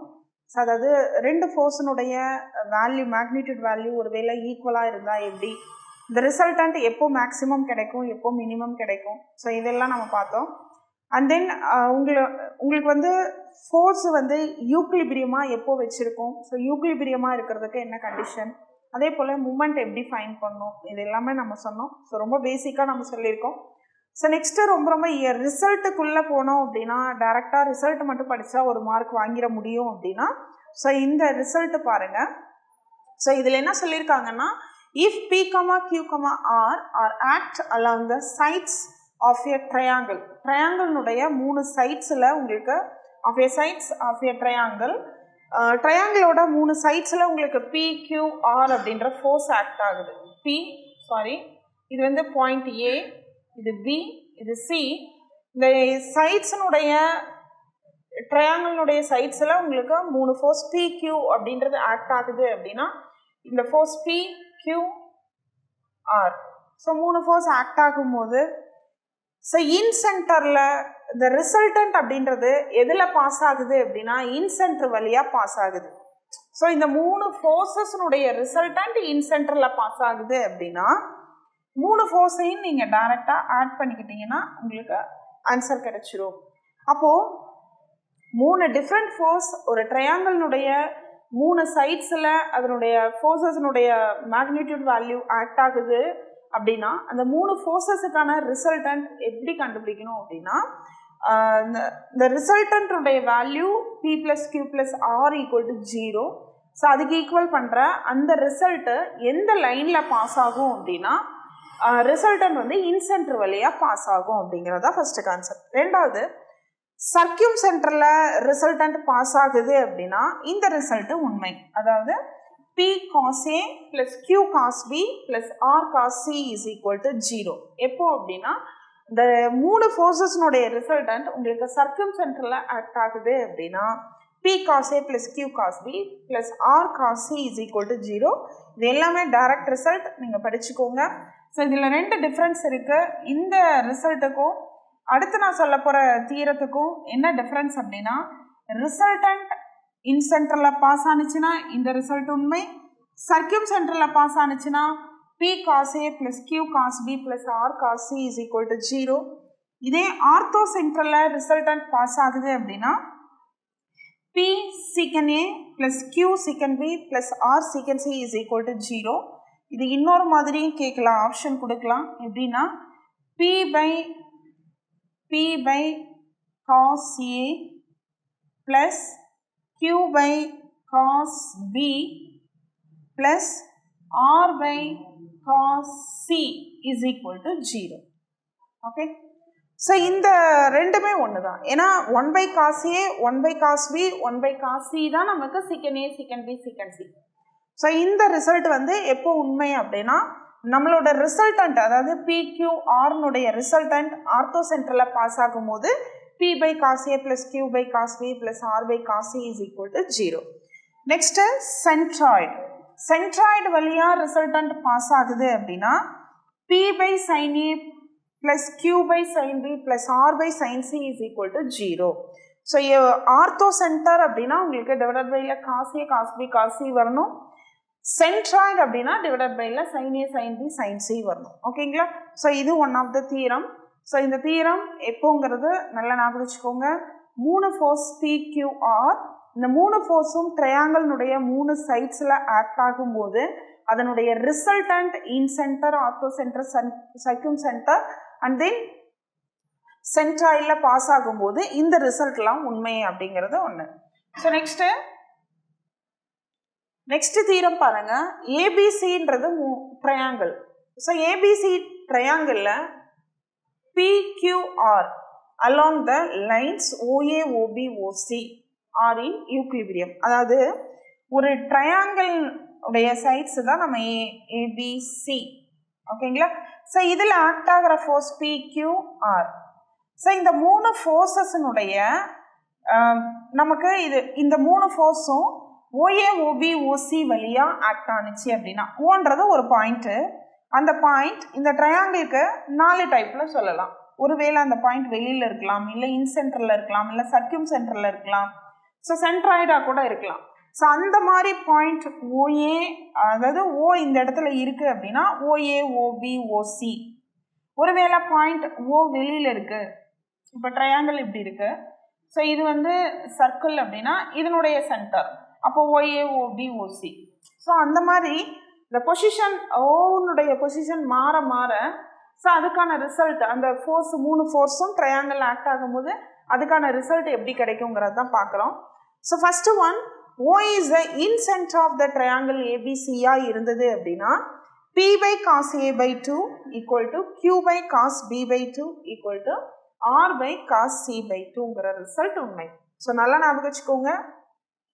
இது எல்லாமே அந்த ட்ரையாங்கிளில் என்னவா வச்சுக்கோ அப்படின்னா யூக்லிபிரியமாக வச்சுக்கோ. ப்ரீவியஸ் தியரத்தில் என்ன சொன்னோம் அப்படின்னா அந்த ட்ரையாங்கிளில் ஆக்ட் ஆகிற ஃபோர்ஸஸ்னுடைய resultant incentre, circumcentre and orthocentre சென்ட்ராய்டில் பாஸ் ஆகும்போது என்ன கான்செப்ட் கிடைக்குங்கிறது நம்ம பார்த்தோம். ஸோ இப்போ பார்க்குறது என்ன அப்படின்னா ஒரு ட்ரையாங்கிளினுடைய 3 சைட்ஸில் ஆக்ட் ஆகிற ஃபோர்ஸ் PQR அந்த ட்ரையாங்கிளை என்னவா வச்சுக்குதுன்னா யூக்லிபிரியம் ஸ்டேஜில் வச்சுருக்கு. ஸோ இதில் வந்து ரொம்ப இம்பார்ட்டன்ட் கான்செப்ட்னா யூக்லிபிரியமாக இருக்கு, அதனுடைய சைட்ஸில் தான் நமக்கு ஃபோர்ஸஸ் ஆக்ட் ஆகுது. அப்படிங்கும் போது இந்த ஓஏ, ஓபி, ஓசின்ற சைட்ஸ் என்ன மாதிரியான சைட்ஸ் அப்படின்னா ஒருவேளை இன்சென்டர் அப்படி இருந்தால் ஓ வந்து இன்சென்டராக இருக்கும் போது ஓஏ, ஓபி, ஓசியில் PQR அப்படின்ற ஃபோர்ஸ் ஆக்ட் ஆகுது அப்படின்னு அர்த்தம். ஸோ அப்படி ஆக்ட் ஆகும்போது நமக்கு P by cos A by 2 equal to Q by cos B by 2 equal to R by cos C by 2. இதில் எல்லாமே ஈக்குவல் வருதுங்க. முன்னாடி பார்த்த தீரத்தில் ப்ளஸில் நமக்கு ரிசல்ட் வரும். சரிங்களா? ஸோ இது வந்து இந்த ரிசல்ட் உண்மை. So next O is the centroid. ஒருவேளை அந்த O சென்ட்ராய்டு பாயிண்ட்டாக இருக்குது, அங்கேருந்து ஓஏக்கும் ஓபிக்கும் ஓசிக்குமான லைனில் நமக்கு வந்து PQR அப்படின்ற ஃபோர்ஸ் ஆக்ட் ஆகுது. அந்த பொருளை அதாவது அந்த ட்ரையாங்கிளை யூக்லிபிரியமாக வச்சிருக்கும் போது P by OA equal to Q by OB equal to R by OCன்றது உண்மை. இது எல்லாமே ஈக்குவல் தான் வரணும். சரிங்களா? Next O is the ortho centre. ஒருவேளை ஓன்ற பாயிண்ட் ஆர்த்தோ சென்டராக இருக்கும் போது அந்த 3 ஃபோர்ஸும் OA, OB, OCயில் ஆக்ட் ஆகும்போது இந்த ட்ரையாங்கிளை யூக்லிபிரியமாக வச்சிருக்கு அப்படின்னா P by A is equal to Q by B is equal to R by C. எல்லாமே ஈக்குவலாக தான் சொல்லணும். ஸோ இந்த ரிசல்ட் வந்து உங்களுக்கு ட்ரூ எப்போனா O வந்து ஆர்த்தோ சென்டராக இருக்கும் போது. O is the சர்க்கும் சென்டர் அப்படின்னா P by sin 2A, Q by sin 2B, R by sin 2C. உங்களுக்கு இதில் இன்னும் குழப்பலாம் அப்படின்னா இந்த காசுக்கு பதிலாக சீக்கன் A by 2, சீக்கன் B by 2, சீக்கன் C by 2 கேட்கலாம். அப்படி இல்லைன்னா இங்கே பார்த்தீங்க அப்படின்னா sin 2A cosecant 2A, cosecant 2B, P into cosecant 2A சொல்லலாம் equal to Q into cosecant 2B சொல்லலாம், which is equal to R into cosecant 2C சொல்லலாம். ஸோ இந்த மாதிரி ரிசல்ட் உண்மை. இது எல்லாமே ஈக்குவலில் இருக்கும் போது. ஸோ இது வந்து எப்போ அப்படின்னா யூக்லிபிரியமில். ஸோ நெக்ஸ்ட்டு நம்ம பார்க்க போகிற கான்செப்ட் என்னென்னா centre of gravity. So centre of gravity and then centre of gravity அப்படின்னா என்னென்னா ஒரு பொருள் வந்து ரிஜிட் பாடி. ஸோ அந்த பொருள் வந்து ஒழுங்கற்ற பொருளாகவும் இருக்கலாம் அல்லது சீரான பொருளாக இருக்கலாம், uniform or non uniform rigid body, any one. சரிங்களா? இப்போ ஒரு பொருளை எப்போ நமக்கு அந்த பொருள் centre of gravity, so main வந்து சென்டர் ஆஃப் கிராவிட்டி. ஸோ நேம்லேயே இருக்குது உங்களுக்கு definition, centre of gravity. So centre of gravity எப்போ நமக்கு எக்ஸிஸ்ட் ஆகும் அப்படின்னா கிராவிட்டி மீன்ஸ் வாட், நம்ம எர்த்தில் நம்ம எல்லா பொருளுமே நிலையாக இருக்கிறதுக்கு நமக்கு ரொம்ப பேசிக்காக இருக்கக்கூடிய கான்செப்ட் கிராவிடேஷனல் ஃபோர்ஸ். இது எல்லாருக்குமே தெரியும், புவியீர்ப்பு விசை. ஸோ இப்போ ஒரு பொருளை நிலையாக வச்சுருக்கணும், அதாவது அந்த பொருளினுடைய சென்டர் ஆஃப் கிராவிட்டி எந்த பாயிண்ட் அப்படின்னு கண்டுபிடிக்கணும் அப்படின்னா இப்போ இது ஒரு நிறையுள்ள ஒரு பொருள், இதுக்கு ஒரு வெயிட் இருக்கும். ஸோ இந்த பொருளை நான் இந்த வெயிட்டை பேலன்ஸ் பண்ணுற மாதிரி நான் ஒரு பாயிண்ட் கண்டுபிடிக்கணும். ஸோ அப்போது இது ஃபுல்லாக இந்த டோட்டல் வெயிட்டையுமே பேலன்ஸை பண்ணுற ஒரு பாயிண்ட்டை நான் கண்டுபிடிக்கிறேன் பார்த்தீங்களா? ஸோ அந்த ஒரு பாயிண்டில் அந்த ஒரு பாயிண்ட்டை நம்ம நிலையாக இப்படி வச்சுக்க முடியும், அந்த பொருள் கீழே விழாது. ஸோ அந்த பாயிண்ட் தான் என்னன்னா சென்டர் ஆஃப் கிராவிட்டி. இப்போது இந்த பொருள் சீரான பொருள் கிடையாது, ஒழுங்கற்ற பொருள் தான். பட் இந்த பொருளை வந்து நிலையாக வச்சுக்கிறதுக்குன்னு ஒரு பாயிண்ட் இருந்துச்சு இல்லைங்களா? அந்த பாயிண்ட் தான் இந்த பொருளுக்கான சென்டர் ஆஃப் கிராவிட்டி. இப்போது இது வந்து நான் யூனிஃபார்ம், இது ஒரு மார்க்கர் அப்படின்னா இட் இஸ் நான் யூனிஃபார்ம். ஒருவேளை யூனிஃபார்ம் பொருள் எடுத்துட்டீங்க அப்படின்னா அந்த யூனிஃபார்ம் பொருள் இப்போது ட்ரையாங்குலர் லாமினா அப்படின்னா, ட்ரையாங்கிள்னா ஆப்வியஸாக ஈக்குவலேட்ரல் ட்ரையாங்கிள் இருக்குது, ட்ரையாங்குலர் நம்ம ரெண்டு டைப்பில் சொல்லலாம். ட்ரையாங்குலர் பிளேட்டு சொல்லலாம், இல்லைன்னா ட்ரையாங்குலர் மாதிரி ஒரு இந்த 3 கம்பியை கனெக்ட் பண்ண ட்ரையாங்கிளும் சொல்லலாம். ஸோ இது எல்லாத்துக்குமான சென்டர் ஆஃப் கிராவிட்டி எந்த பாயிண்டில் இருக்கும் அப்படிங்கிறதுக்கான ரிசல்ட் உங்களுக்கு டேபிள் போட் மெட்டீரியலில் கொடுத்துருக்கோம். ஸோ அதை ரொம்ப இம்பார்ட்டன்ட், படிச்சுக்கோங்க, ஏன்னா அதிலிருந்து கொஷின் எக்ஸ்பெக்ட் பண்ணலாம். ஸோ ட்ரையாங்குலர் லாமினா அப்படின்னா அது ஒரு ஷேப்பு. அதே போல் சர்க்கிள்னு எடுத்துட்டிங்கன்னா அதனுடைய சென்ட்ரலில் தான் சென்டர் ஆஃப் கிராவிட்டி இருக்கும். ஒரு யூனிஃபார்ம் ராட் எடுத்திங்கன்னா மிட் பாயிண்டில் சென்டர் ஆஃப் கிராவிட்டி. இந்த மாதிரி ஒரு செவ்வக ஷேப்பில் இருக்கக்கூடிய ஒரு லாமினா எடுத்துட்டிங்க அப்படின்னா இந்த டைகனல் மீட் ஆகிற இந்த பாயிண்டில் தான் அதனுடைய சென்டர் ஆஃப் கிராவிட்டி இருக்கும். ஒரு சதுரம் ஸ்கொயர் எடுத்துட்டிங்கன்னா இதனுடைய டைகனல் மீட் ஆகிற இந்த பாயிண்டில் நம்ம அந்த ஸ்கொயர் ஷேப்பில் இருக்கக்கூடிய ஒரு அட்டையோ ஷீட்டோ எடுத்திங்கன்னா அது டைகனலில் கரெக்டாக மடிச்சுட்டு அந்த ஒரு பாயிண்ட் வரும் பார்த்திங்களா, அந்த ஒரு பாயிண்டில் த ஹோல் ஸ்கொயரோட வெயிட்டையுமே பேலன்ஸ் பண்ணுற பாயிண்ட்டாக தான் இருக்கும். ஸோ அந்த பாயிண்ட்டை தான் நம்ம என்னன்னு சொல்லுவோம்னா centre of gravity. So next நம்ம பார்க்க போகிற கான்செப்ட் என்ன அப்படின்னா கேட்னரி. ஸோ கேட்னரியில் உங்களுக்கு கொஷின் கேட்கலாம். ஸோ கான்செப்ட் படிச்சுக்கோங்க. ஸோ கேட்னரி அப்படின்னா என்னன்னா, ஒரு யூனிஃபார்ம் ஸ்ட்ரிங் அல்லது செயின் எடுத்துக்கிறாங்க. யூனிஃபார்ம் ஸ்ட்ரிங் அல்லது செயின்னா என்ன சொல்லலாம்னா, நார்மலாக ஒரு செயின் அப்படின்னா, ஒரு யூனிஃபார்ம் செயின் அல்லது யூனிஃபார்ம் ஸ்ட்ரிங் அப்படின்னா அதில் வந்து சின்ன சின்ன ஷேப்பை வந்து கனெக்ட் பண்ணியிருப்பாங்க. செயின் அப்படின்னாலே நமக்கு தெரியும் ஆஸ் யூஷுவல். இப்போது இந்த மாதிரி ஒரு கனெக்ஷன் இருக்கும். இந்த கனெக்ஷன் எல்லாம் சேர்ந்தது தான் நமக்கு ஒரு செயின் இல்லைங்களா? இதுக்கு ஒரு லென்த் இருக்கும். பட் இங்கே வந்து ஒரு ஷேப் இருக்குன்னா அதே ஷேப் தான் இங்கே ரிப்பீட் ஆகிட்டே இருக்கும்.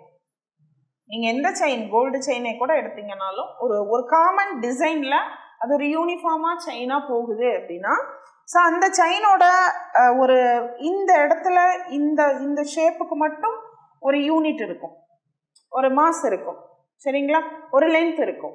ஸோ அதே தான் அதனுடைய மல்டிபிள் வேல்யூ தான் இது எல்லாமே இருக்கும். ஸோ இந்த மாதிரி ஒரு யூனிஃபார்ம் செயின் எடுத்துக்கிறேன். ஒரு ஹரிசாண்டலில் இந்த ஒரு பாயிண்ட்லேயும் இந்த ஒரு பாயிண்ட்லேயும் நான் அந்த செயினோட 2 எண்டை நான் கனெக்ட் பண்ணுறேன் அப்படின்னா எனக்கு ஆப்வியஸாக அது என்ன பண்ணும், இந்த மாதிரி ஒரு சாக் வேல்யூவை எக்ஸிஸ்ட் பண்ணும். சாகாக இருக்கும், தொய்வாக இருக்கும் அப்படின்னு சொல்லுவாங்க. அது தொங்கிட்டு இருக்கும்.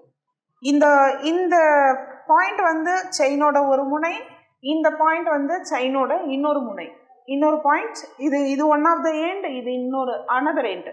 ஸோ இது ரெண்டும் இந்த ரெண்டு பாயிண்ட்லேருந்து இங்கேருந்து இது வரைக்குமே ஃபுல்லாக நமக்கு என்னவாக இருக்கும்னா யூனிஃபார்ம் செயினாக இருக்கும்.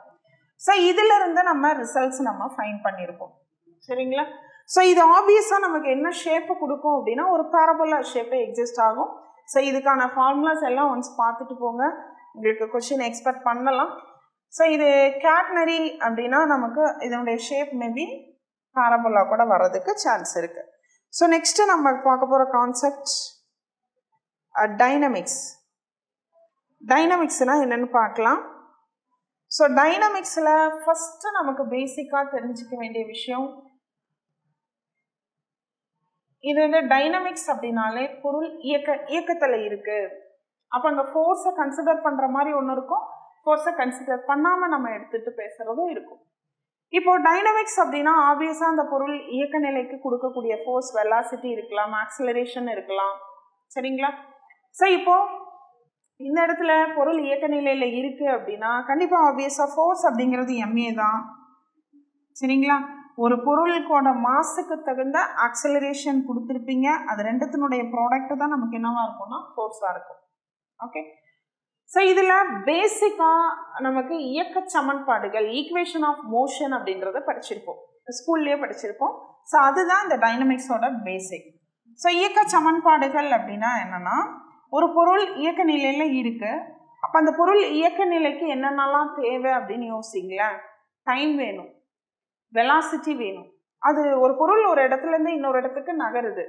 அப்போ கண்டிப்பாக அந்த பொருள் ஒரு இயக்கம்னாலே, மூமெண்ட் அப்படின்னாலே, அது நகருது அப்படின்னாலே, மோஷன் இருக்குது அப்படின்னாலே கண்டிப்பாக ஒரு பாயிண்ட்லேருந்து இன்னொரு பாயிண்ட்டுக்கு அது நகருது அப்படின்னா அதுக்கு ஒரு டிஸ்டன்ஸ் இருக்கும்.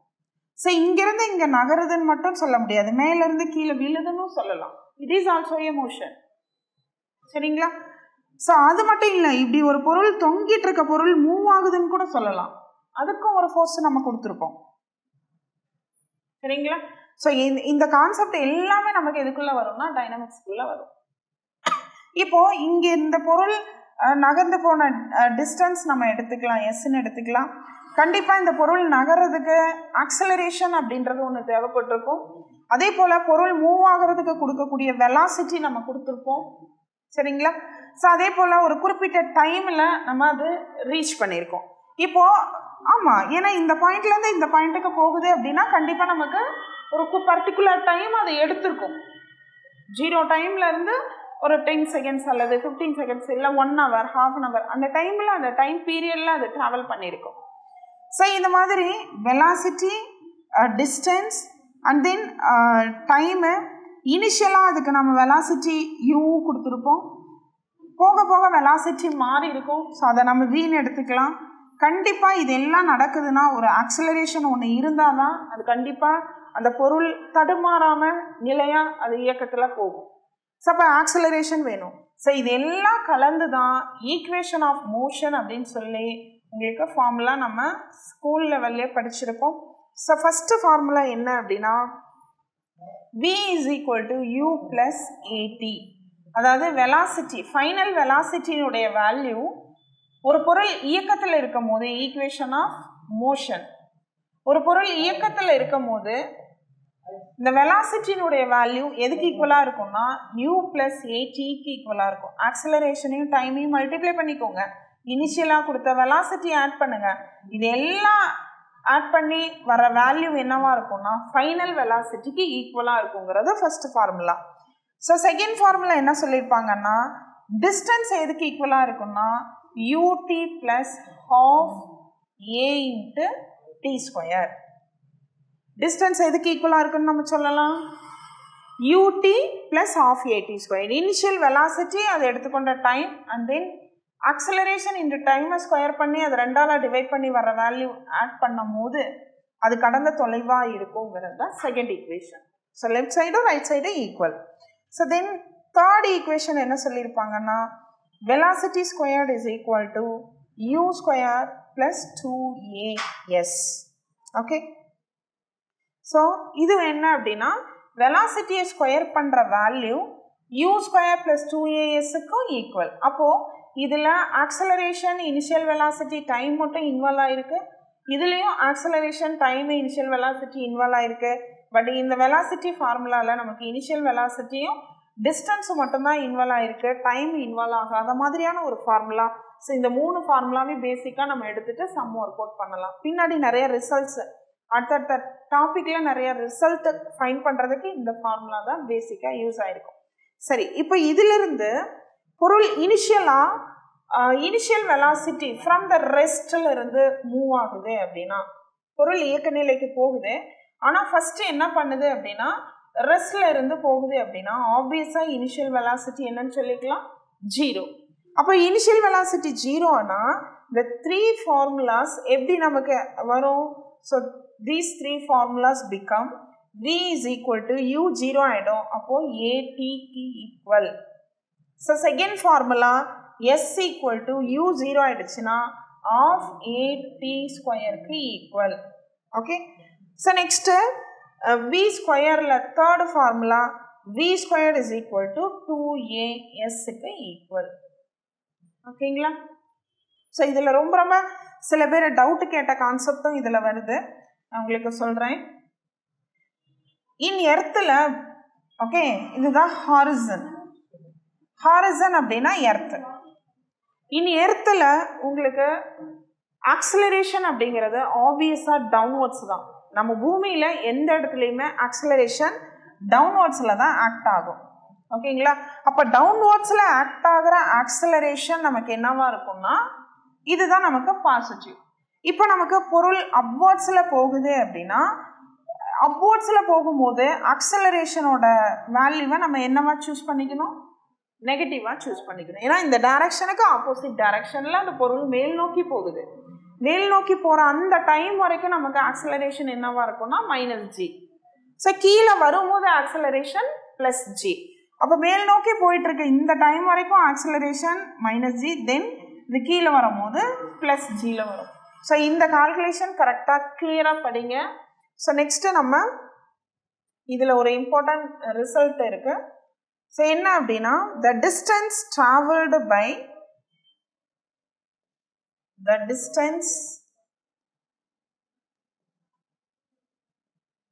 traveled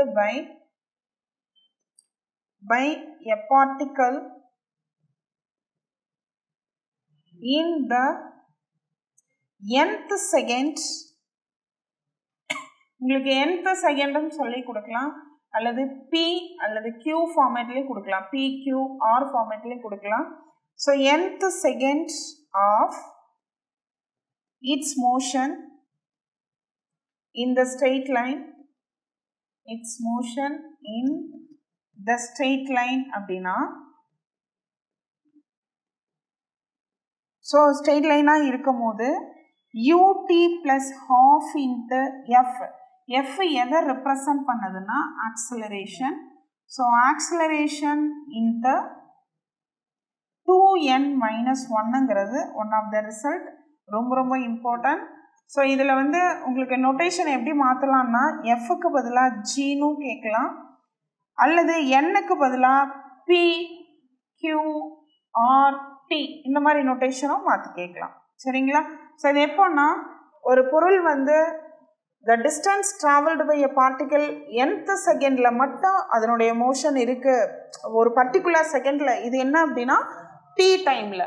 ஸோ ஒரு பர்டிகுலர் செகண்டில் உங்களுக்கு இந்த ஸ்ட்ரெயிட் லைனில் மூவ் ஆகிட்டு இருக்கும் போது எதுக்கு ஈக்குவலாக இருக்கும்னா u ப்ளஸ் அந்த டிஸ்டன்ஸ் எதுக்கு ஈக்குவலாக இருக்கும்னா u + ½ into acceleration into 2n-1க்கு ஈக்குவலாக இருக்குங்கிறது ஒன் ஆஃப் த கான்செப்ட், ரொம்ப இம்பார்ட்டன்ட். ஸோ இது படிச்சுக்கோங்க.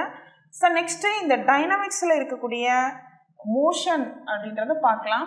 Simple harmonic motion first one, simple harmonic motion. ஓகேங்களா? ஸ்ட்ரெயிட் லைன் மோஷன் இருக்குது, ரெக்டிலினியர் மோஷன் இருக்குது, கோப்ளானர் மோஷன் இருக்குது, சர்க்குலர் மோஷன் இருக்குது, சிம்பிள் ஹார்மோனிக் மோஷன் இருக்குது, ப்ரொஜெக்டைல் இருக்குது. இது எல்லாமே மோஷன் தான். ஸோ அதாவது ஒரு பொருள் ஒரு இடத்துல இருந்து இயக்க நிலைக்கு போயிட்டுருக்கு, இயக்க நிலையில் இருக்கக்கூடிய பொருள். ஸோ இயக்க நிலையில் இருக்கக்கூடிய பொருளை எப்போ நம்ம சிம்பிள் ஹார்மோனிக் மோஷன் சொல்லுவோம் அப்படிங்கிறது தான் நம்ம இப்போ சொல்ல போகிற concept. So simple harmonic motion அப்படிங்கிறதுக்கு எக்ஸாம்பிளாக நம்ம ஒரு சிம்பிள் பெண்டலம் எடுத்துக்கலாம். ஒரு பொருள் வந்து ஒரு ஸ்ட்ரெயிட் லைன் மோஷனில் இருக்கிறது தான் சிம்பிள் ஹார்மோனிக் மோஷன் சொல்லுவோம்.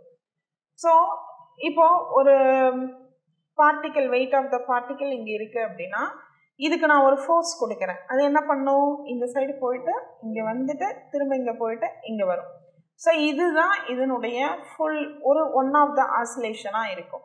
அதாவது இங்கே நான் கொடுத்த ஃபோர்ஸ்னால இங்கே எவ்வளோ டிஸ்டன்ஸை ட்ராவல் பண்ணிச்சோ அதே அளவு டிஸ்டன்ஸ் இங்கே ட்ராவல் பண்ணியிருக்கோம், ஆப்போசிட் சைட்லேயும் ட்ராவல் பண்ணியிருக்கோம், திரும்ப இந்த சைடுக்கும் வந்திருக்கும். இந்த மாதிரி ஒரு ஸ்ட்ரெயிட் லைன் மோஷன் தான் நம்ம என்னன்னு சொல்லுவோம்னா சிம்பிள் ஹார்மோனிக் மோஷன் அப்படின்னு சொல்லுவோம். எப்போ அப்படின்னா இந்த பொருள் நான் வந்து ஒரு பாயிண்ட்ல கனெக்ட் பண்ணி கட்டி தொங்க விட்டு இருக்கும் போது இந்த மாதிரி நடக்கும். ஸோ இதில் இந்த சிம்பிள் ஹார்மோனிக் மோஷனுக்கான ஈக்குவேஷன் அப்படிங்கிறது என்னன்னா x = -n²x. இது ரொம்ப இம்பார்ட்டன்ட் ஃபார்முலா. ஸோ இதை போகும்போது ரீகால் பண்ணிட்டு போயிடுங்க எக்ஸாமுக்கு போகும்போது. அண்ட் தென் x=xக்கான வேல்யூ என்னவா இருக்கும்னா x = a × cos np. And then x dot இது வந்து distance, just x formula in terms of tல கேட்டாங்க அப்படின்னா a × cos nt. x டாட்னா இதை டிஃப்ரென்ஷியேட் பண்ணுங்க. ஸோ a அப்படியே வச்சுக்கலாம். காசை டிஃப்ரென்ஷியேட் பண்ணால் minus sin n t into ஒரு n வரும். ஸோ இதை தான் என்ன எழுதியிருப்பாங்கன்னா x dot is equal to minus na sin nt. So இது one of the formula. And then எக்ஸுக்கான formula a cos nt. So இதுலேயே இன்னொரு ஃபார்முலா இருக்கு. It is nothing but what? Velocity. Velocity தான் நமக்கு x dot. x dot squared is equal to n squared into a square minus x squared. இது one of the formula. So x டாட்டை நம்ம velocity வீனும் denote பண்ணலாம். So அப்போ இந்த formula என்னவா மாறும்? v squared into n squared into a square minus x square, a square minus x square. சரிங்களா? ஓகே. ஸோ இதில் என்ன மேம் நமக்கு கொஞ்சம் காம்ப்ளிகேட்டடாக எங்களுக்கு புரியாத மாதிரி கேட்கலாம் அப்படின்னா, அது புரியாத மாதிரிலாம் எதுவுமே கேட்க முடியாது. ஈக்குவேஷன் ஆஃப் சிம்பிள் ஹார்மோனிக் மோஷனோட ஈக்குவேஷன் இந்த ஃபார்முலா. எக்ஸுக்கான வேல்யூ இது எக்ஸ் டாட் ஸ்கொயருக்கு இன்னொரு நேம் தான் வி ஸ்கொயர். இதில் ஒரே ஒரு விஷயம் நான் நல்லா அண்டர்ஸ்டாண்ட் பண்ணிக்கோங்க. இந்த ஃபார்முலாவே தான் இன்னொரு புக்கில் பட் n ஸ்கொயருக்கு பதிலாக மியூ அப்படின்ற நொட்டேஷனில் கொடுத்துருக்காங்க. ஸோ அதை கிளியராக எல்லாரும் தெரிஞ்சுட்டு போங்க. நான் மெட்டீரியல்லையும் மென்ஷன் பண்ணி கொடுத்துருக்கேன். X double dot is equal to minus n square எக்ஸ்ன்னு இருக்குது இல்லைங்களா? இந்த என் ஸ்கொயருக்கு பதிலாக நொட்டேஷன் மியூ அப்படின்ற நொட்டேஷன் இன்னொரு புக்கில் இருக்குது. ஸோ உங்களுக்கு கொஷின் பேப்பரில் எந்த புக்கை ஃபாலோ பண்ணி கொஷின் பேப்பர் எடுக்கிறாங்களோ அதில் உள்ள நொட்டேஷன் தான் வரும். ஸோ நல்லா கவனிச்சுக்கோங்க. என் ஸ்கொயர் கொடுத்துருந்தாலும் சரி, என் ஸ்கொயருக்கு பதிலாக மியூ அப்படிங்கும் போது ஃபார்முலா என்னவா மாறும்? X double dot is equal to minus mu எக்ஸுங்கிறது ஃபார்முலாவாக மாறும். ஸோ என் ஸ்கொயருக்கான வேல்யூ மியூ. அப்போது n இருக்கிற இடத்துல என்னவா வரும்? Root of mu. ஸோ எல்லா இடத்துலையும் n எங்கெல்லாம் இருக்கோ அப்போ எக்ஸில் a இன்ட்டு காஸ் என்டிங்களா, அப்போ இந்த இடத்துல மியூ ரீப்ளேஸ் பண்ணிக்கலாம். எக்ஸ் டாட்டில் சைன் என்டிங்களா, அப்போ இங்கே ரூட் மியூ ரீப்ளேஸ் பண்ணிக்கணும். சரிங்களா? எங்கெல்லாம் n இருக்கோ அங்கெல்லாம் ரூட் மியூ ரீப்ளேஸ் பண்ணிக்கணும். n ஸ்கொயர் இருக்கிற இடத்துலலாம் மியூ ரீப்ளேஸ் பண்ணிக்கணும். இது வந்து ஒரு புக்கில் இருக்கக்கூடிய நோட்டேஷன், இது இன்னொரு புக்கில் இருக்கக்கூடிய நோட்டேஷன். நல்லா கவனிச்சுக்கோங்க. போகும்போது இந்த ஃபார்முலாவை மியூவில் ரீப்ளேஸ் பண்ணி எழுதி பார்த்துட்டு போங்க. ஏன்னா நம்ம மியூவில் மைண்டில் வச்சுருப்போம், என் ஸ்கொயரா என்னங்கிறத கன்ஃபியூஸ் பண்ணிக்கிறதுக்கு சான்ஸ், ரொம்ப பேசிக்கான மிஸ்டேக் வர்றதுக்கும் சான்ஸ் இருக்குது. ஸோ அதனால் ஒன்ஸ் இதில் நான் சொல்லியிருக்கக்கூடிய எஸ்ஹெச்எம்மில் என்னென்ன ஃபார்முலா இருக்கோ அதில் என்ன எங்கெல்லாம் இருக்கோ அங்கெல்லாம் ரூட் மியூ ரீப்ளேஸ் பண்ணி ஒன்ஸ் எழுதி பார்த்துட்டு போங்க. அதே போல் என் ஸ்கொயருக்கு பதிலாக மியூங்கிறத ரீப்ளேஸ் பண்ணி எழுதி பார்த்துட்டு கிளம்புங்க. ஏன்னா நம்ம எந்த அளவுக்கு எழுதுகிறோமோ அந்த அளவுக்கு நமக்கு ஞாபகம் இருக்கும். சரிங்களா? ஸோ அப்போ எக்ஸ் டபுள் டாட்டுக்கான formula minus mu into x. இதே எக்ஸுக்கான ஃபார்முலா என்ன வரும் நமக்கு? A into cos root mu, a into cos root mu t. சரிங்களா? டி எக்ஸ் டாட்டுக்கான ஃபார்முலா என்னவா மாறும்? Minus a into sine root mu t, சரி என்ஏ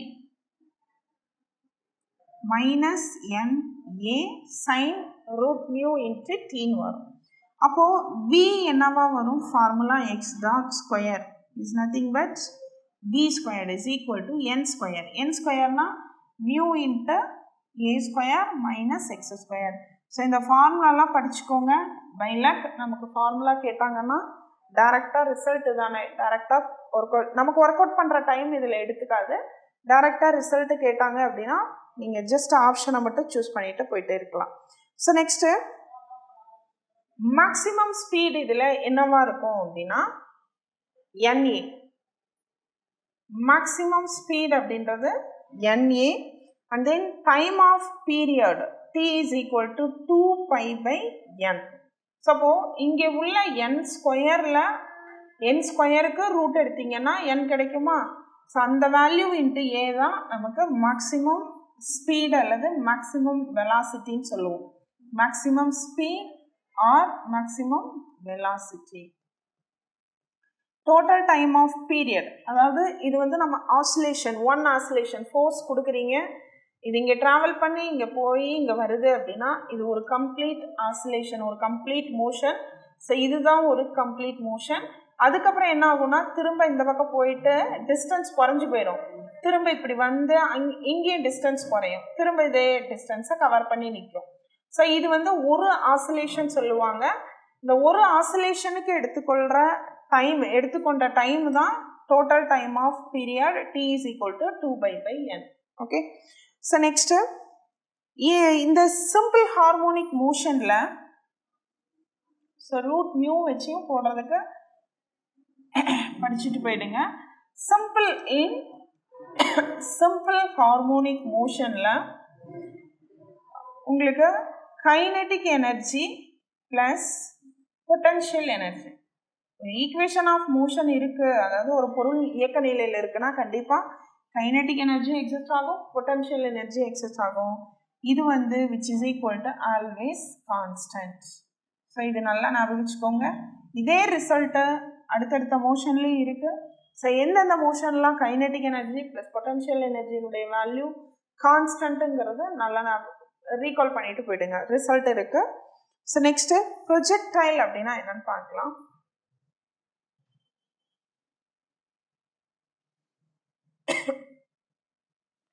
ப்ரொஜெக்டைல் அப்படின்றது நம்ம தமிழில் எரிபொருள் அப்படின்னு படிச்சிருக்கோம்.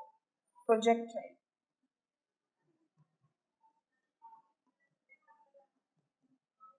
ஸோ ப்ரொஜெக்டைல் அப்படின்னா என்னன்னா ஒரு பொருளை தூக்கி வீசி எறிகிறோம் இல்லைங்களா, ஒரு பாயிண்ட், அதாவது பூமியினுடைய கிடைமட்ட பகுதியிலேருந்து ஒரு நம்மளோட ஹாரிசன்லேருந்து நான் ஒரு பாயிண்ட், இந்த பாயிண்ட்டை தான் நான் இனிஷியல் பாயிண்ட் ஏன்னு எடுத்துக்கிறேன்னு வச்சுக்கோங்களேன். ஸோ இந்த பாயிண்ட்லேருந்து ஒரு பொருளை தூக்கி வீசுகிறோங்கிறதுக்கு பேர் தான் ப்ரொஜெக்டைல், ரைட்? இப்படி உருட்டி விடுறோங்கிறதெல்லாம் மீனிங் இல்லை.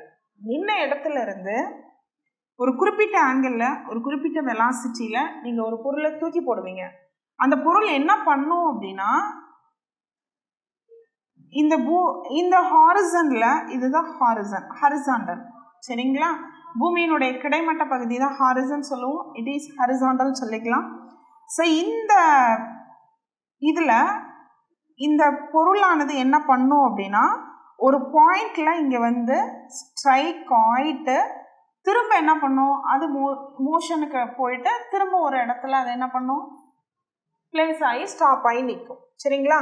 இப்போது நான் இந்த இடத்துல ஒரு குறிப்பிட்ட ஆங்கிளில் என்ன பண்ணுவோம், ஒரு பொருளை ஒரு குறிப்பிட்ட வெலாசிட்டியில் த்ரோ பண்ணுவோம் இல்லைங்களா? ஸோ இந்த ஆங்கிளை நம்ம ஆல்ஃபான்னு எடுத்துக்கலாம்.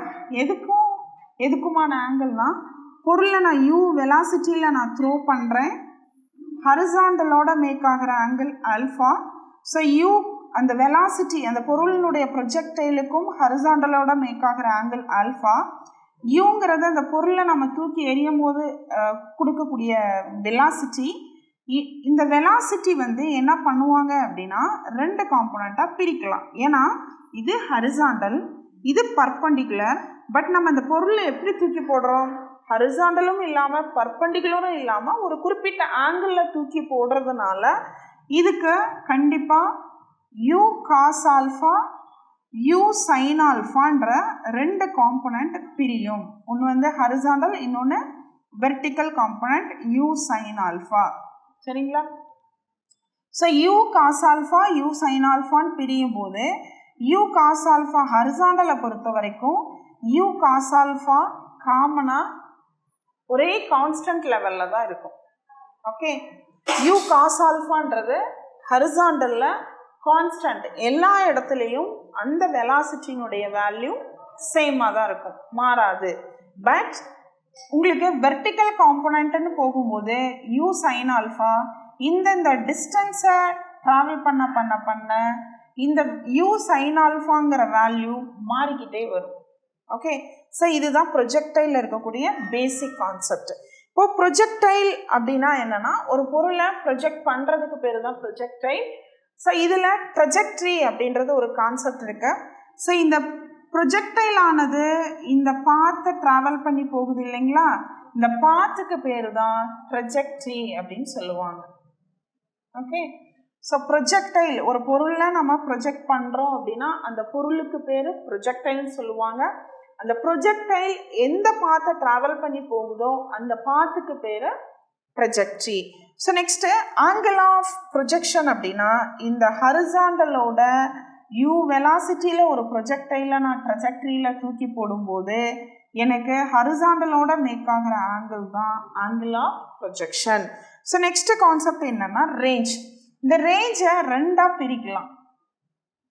இந்த ரேஞ்ச் வந்து ஹரிசாண்டல் அதாவது ரேஞ்ச் அப்படிங்கிறது இந்த பாயிண்ட் நான் ஒரு ஃபிக்ஸ்டு பாயிண்ட்ல இருந்து இன்னொரு பாயிண்ட்டுக்கு ஸ்ட்ரைக் ஆகுதுங்க இல்லைங்களா, இது பி பாயிண்ட்.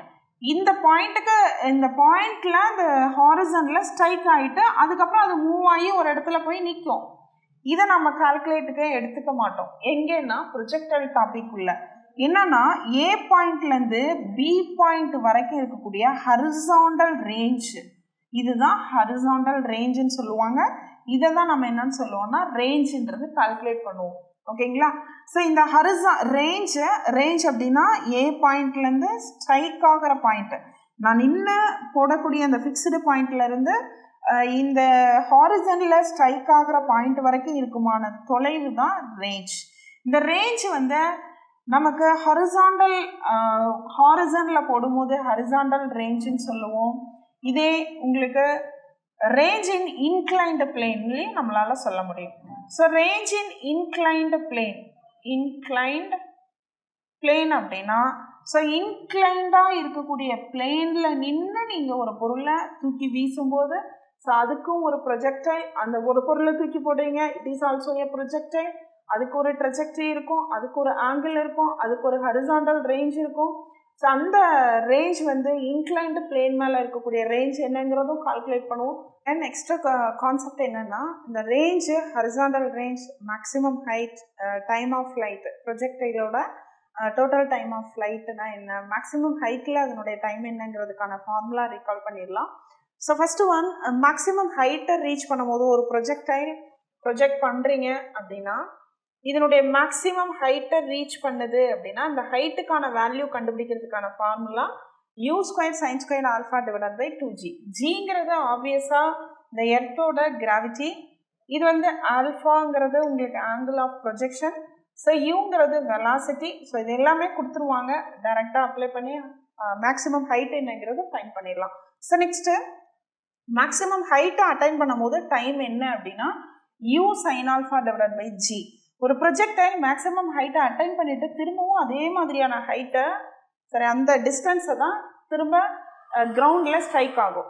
ஸோ அப்போது டோட்டல் டைம் என்ன அப்படின்னா இந்த சைடு டி, இந்த சைடு டி, ஸோ டோட்டலாக 2t. ஸோ அந்த வேல்யூ தான் என்ன எழுதிப்போம்னா 2u sin alpha divided by ஜின்னு எழுதிப்போம். ஓகே, ஸோ நெக்ஸ்ட்டு ஹரிசாண்டல் ரேஞ்சுக்கான formula u² sin 2 alpha divided by G. So horizontal range அப்படின்றது நம்ம எந்த பாயிண்ட்லேருந்து ப்ரொஜெக்ட் பண்ணுறீங்களோ அதுலேருந்து ஸ்ட்ரைக் ஆகிற பாயிண்ட்டுக்கான இடைப்பட்ட தொலைவு, அந்த ஹரிசாண்டலில் இருக்கக்கூடிய தொலைவு தான் horizontal range, u² sin 2 alpha divided by G. So next இந்த ப்ரொஜெக்டைலையுமே சரி கைனடிக் எனர்ஜி, பொட்டன்ஷியல் எனர்ஜியினுடைய வேல்யூ கான்ஸ்டண்ட்டாக தான் எக்ஸிஸ்ட் ஆகும் அப்படிங்கிறது தான் உங்களுக்கு அடுத்த ஸ்டேட்மெண்ட். இதே போல் எஸ்ஹெச்எம்லேயும் உங்களுக்கு கைனடிக் எனர்ஜி ப்ளஸ் பொட்டன்ஷியல் எனர்ஜியினுடைய வேல்யூ கான்ஸ்டன்ட்னு சொல்லியிருக்கோம். ஸோ இது வந்து இன்னும் கான்செப்ட்லேயும் இருக்குது, ஸோ அதெல்லாம் நீங்கள் படிச்சுக்கோங்க. ஸோ நம்ம இதை முடிச்சுட்டு நெக்ஸ்ட்டு நம்ம கொஷின் டிஸ்கஸ் பண்ணலாம். இம்பேக்ட் அப்படின்னா ஒரு பொருளும் இன்னொரு பொருளுடைய மோதல் தான் இம்பேக்ட்னு சொல்லுவாங்க. ஸோ அந்த இம்பேக்ட் நடக்குது அப்படின்னா அந்த இடத்துல நம்ம அந்த ப்ராப்ளமை போடுறதுக்கு யூஸ் பண்ணக்கூடிய ரெண்டு ஃபார்முலா, ஒன்று வந்து நியூட்டன்ஸ் எக்ஸ்பிரிமெண்டல்லாம், இன்னொன்று law of conservation of momentum சொல்லுவாங்க. ஸோ நியூட்டன் எக்ஸ்பிரிமெண்டல் லா என்ன அப்படின்னா v1 மைனஸ் v2, அதாவது relative velocity after impact is equal to minus e into relative velocity the before impact அப்படின்றது நியூட்டன்ஸ் எக்ஸ்பிரிமெண்டல் லா. அதுதான் v1 minus v2 equal to minus e into u1 minus u2.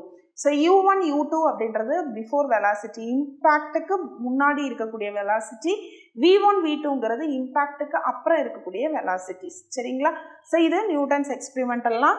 ஈங்கிறது நமக்கு அந்த இதனுடைய elastic தன்மை தான் நம்ம ஈன்னு சொல்லுவோம். ஈயோட வேல்யூ சில இடத்துல கொடுத்துருவாங்க, இல்லைனா ஈ அப்படியே வச்சுட்டுமே அந்த ஆன்சர் போடுற மாதிரி உங்களுக்கு ப்ராப்ளம் கேட்கலாம்.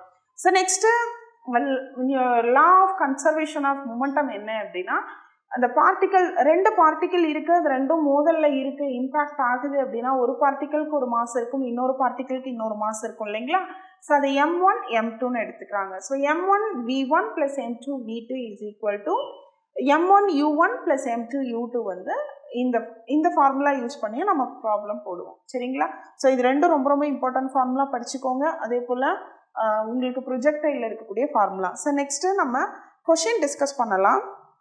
ஸோ உங்களுக்கு கொஷின் வந்து எவ்வளோ கேட்கலாம் அப்படின்னா, மெக்கானிக்ஸில் ஆப்வியஸாக அப் டு 15 கொஷின் அளவு கேட்கறதுக்கு சான்ஸ் இருக்குது. 15 கொஷின் கேட்கறதுக்கு எக்ஸ்பெக்ட் பண்ணலாம். மேக்ஸிமம் 15 கொஷின் எக்ஸ்பெக்ட் பண்ணலாம். ஸோ இதில் ப்ரீவியஸ் இயரில் கொஷின் பேப்பரில் உங்களுக்கு கேட்ட கொஷினில், ஸோ உங்களுக்கு நம்மக்கிட்ட மெட்டீரியலில் இருக்க கொஷின்ஸ் எல்லாமே அதில் இன்வால்வ் ஆகிருக்கு. அதில் இல்லாத கான்செப்ட்ஸ் என்னங்கிற கொஷினை மட்டும் நான் உங்களுக்கு செலக்டிவாக உங்களுக்கு டிஸ்கஸ் பண்ணுறேன். ஸோ அதில் ஃபஸ்ட்டு கொஷின் மெட்டீரியல்லே நம்ம எக்ஸ்பிளனேஷனோட கொடுத்த கொஷின்ஸும் இருக்குப்பா. ஸோ அந்த கொஷின்ஸை பார்த்துக்கோங்க. அதை தாண்டி நமக்கு போட தெரியலன்ற மாதிரியான கொஷின்ஸ் நான் உங்களுக்கு டிஸ்கஸ் பண்ணிடுறேன். ஸோ ஃபஸ்ட்டு கொஷின் என்ன அப்படின்னா,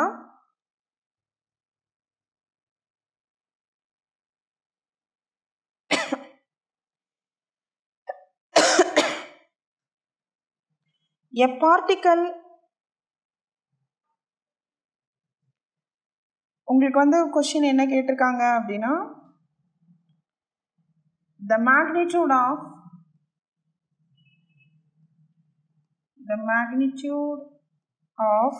the resultant of the forces F1 and F2 acting இது ரொம்ப ரொம்ப important question, acting on a particle. So இதில் மெக்கானிக்ஸில் உங்களுக்கு ரொம்ப ஈஸியானது என்னென்னா, கொஷின் மேக்ஸிமம் டைரெக்டாக தான் கேட்க முடியும். ஸ்டேட்மெண்ட் கேட்டாலும் டைரெக்டாக தான் கேட்குறதுக்கு சான்ஸ் இருக்குது. ஸோ சின்ன சின்ன சேஞ்சஸ் மட்டும் இருக்கும். என்னென்னா நொட்டேஷனை வேர்டிங்ஸில் கொடுக்கலாம், இல்லை அதுக்கு ஈக்குவலன்ட்டு சினானிம் ஏதாவது மாற்றி கொடுக்கலாம். த magnitude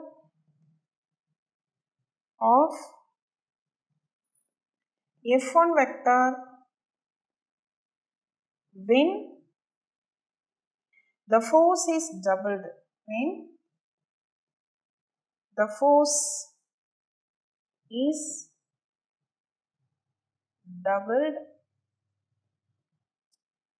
then the new resultant என்னவா இருக்கும்னு கேட்குறாங்க. The new resultant is F2 ஓட the new resultant என்ன தன்மையில் இருக்கும். ஸோ ஆப்ஷன் ஏ என்ன கொடுத்துருக்காங்கன்னா parallel, ஆப்ஷன் பி ஆர்த்தோகானல், இது ஒரு ப்ராப்ளமாகவே நம்ம ஒர்க் அவுட் பண்ணோம். Option C equal, option D halved, பாதி அப்படின்னு சொல்லியிருக்காங்க. ஸோ இங்கே என்ன தன்மையில் இருக்குங்கிறத நம்ம ப்ரூவ் பண்ணோம். என்னன்னா ரெண்டு ஃபோர்ஸ் இருக்கு, ரெண்டு ஃபோர்ஸினுடைய மேக்னிடியூட் வேல்யூ, ரெண்டு ஃபோர்ஸினுடைய ரிசல்டன்ட்டினுடைய மேக்னிடியூட் வேல்யூ எதுக்கு ஈக்குவல், மேக்னிடியூட் ஆஃப் F1க்கு ஈக்குவல். அதான் சொல்லியிருப்பாங்க, the magnitude of the resultant of two forces acting on a particle is equal to the magnitude of the force F1. So இதுதான் அந்த concept. இப்போ நான் என்ன பண்ணுறேன், ரெண்டுத்துக்கும் ஸ்கொயர் எடுக்கிறேன். ஸ்கொயர் அப்படிங்கும் போது F1 + F2 டாட், வெக்டரை பொறுத்த வரைக்கும் டாட் ப்ராடக்ட் தான் எடுக்கணும். So F1 + F2 which is equal to F1 ஸ்கொயர்னு சொல்லலாம் இல்லைங்களா, மாடுலஸ் F1 ஸ்கொயர். ஸோ இதை டாட் பண்ணுறீங்க அப்படின்னா எப்படி நம்ம டாட் பண்ணுவோம், F1 × F1 F1 square plus F1 × F2 F1 dot F2, and then F2 × F1 plus F2 dot F1, F2 dot F2 F2 square ஆயிடும், which is equal to F1 square. ரைட்டுங்களா? So right சைடில் உள்ளதும் left சைடில் உள்ள F1 ஸ்கொயரை cancel பண்ணிட்டீங்க அப்படின்னா remaining நமக்கு என்ன இருக்கும்? இது பாருங்க, டாட் ப்ராடக்டை பொறுத்த வரைக்கும் F1 டாட் F2நாலும் F2 டாட் F1நாலும் சேம் தான். அப்போது இதுவும் அதே வேல்யூ, இதுவும் அதே வேல்யூனா 2 times of F1 dot F2 plus F2 squared equal to 0ன்னு எழுதிக்கலாம். ஸோ இதிலிருந்து F2 ஸ்கொயரை எப்படி எழுதலாம் அப்படின்னா F2 டாட் F2ன்னு எழுதலாம். அப்போது 2F1 dot F2 plus F2 dot F2 is equal to 0. So இதிலிருந்து என்ன காமனாக வெளியில் எடுக்கலாம்? 2F1 ப்ளஸ் F2 டாட் F2ன்னு எழுதிக்கலாம், which is equal to 0. சரிங்களா? அப்போது ஒரு ஃபோர்ஸை நீங்கள் டபுள் பண்ணும் போது அது F2ஓட எப்படி இருக்குது? டாட் ப்ராடக்ட் வேல்யூ 0ன்னு இருக்குது. அப்போ டாட் ப்ராடக்ட் வேல்யூ ரெண்டு வெக்டருக்கு இடையான டாட் ப்ராடக்ட் வேல்யூ எப்போ 0 கிடைக்கும் அப்படின்னா தீஸ் டூ வெக்டர்ஸ் ஆர் பர்பண்டிகுலராக இருக்கும் போது கிடைக்கும். அப்போ பர்பண்டிகுலருக்கு இன்னொரு பேர் என்னங்க? ஆர்த்தோகானல். ஸோ ஆர்த்தோகானல் தான் உங்களுக்கு ஆன்சர். சரிங்களா? ஓகே. ஸோ நெக்ஸ்ட் ஒரு கொஸ்டின் பார்க்கலாம்.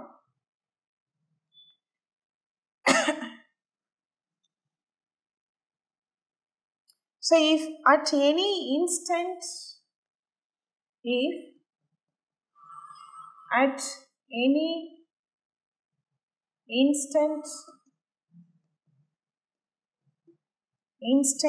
the velocity of the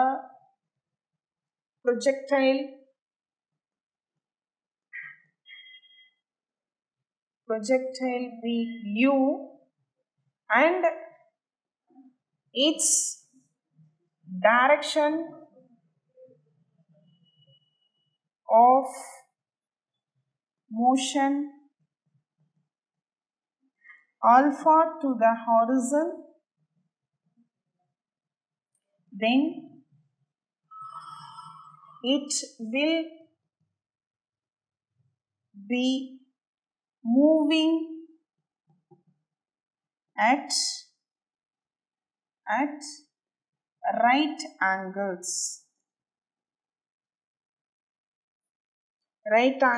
to this direction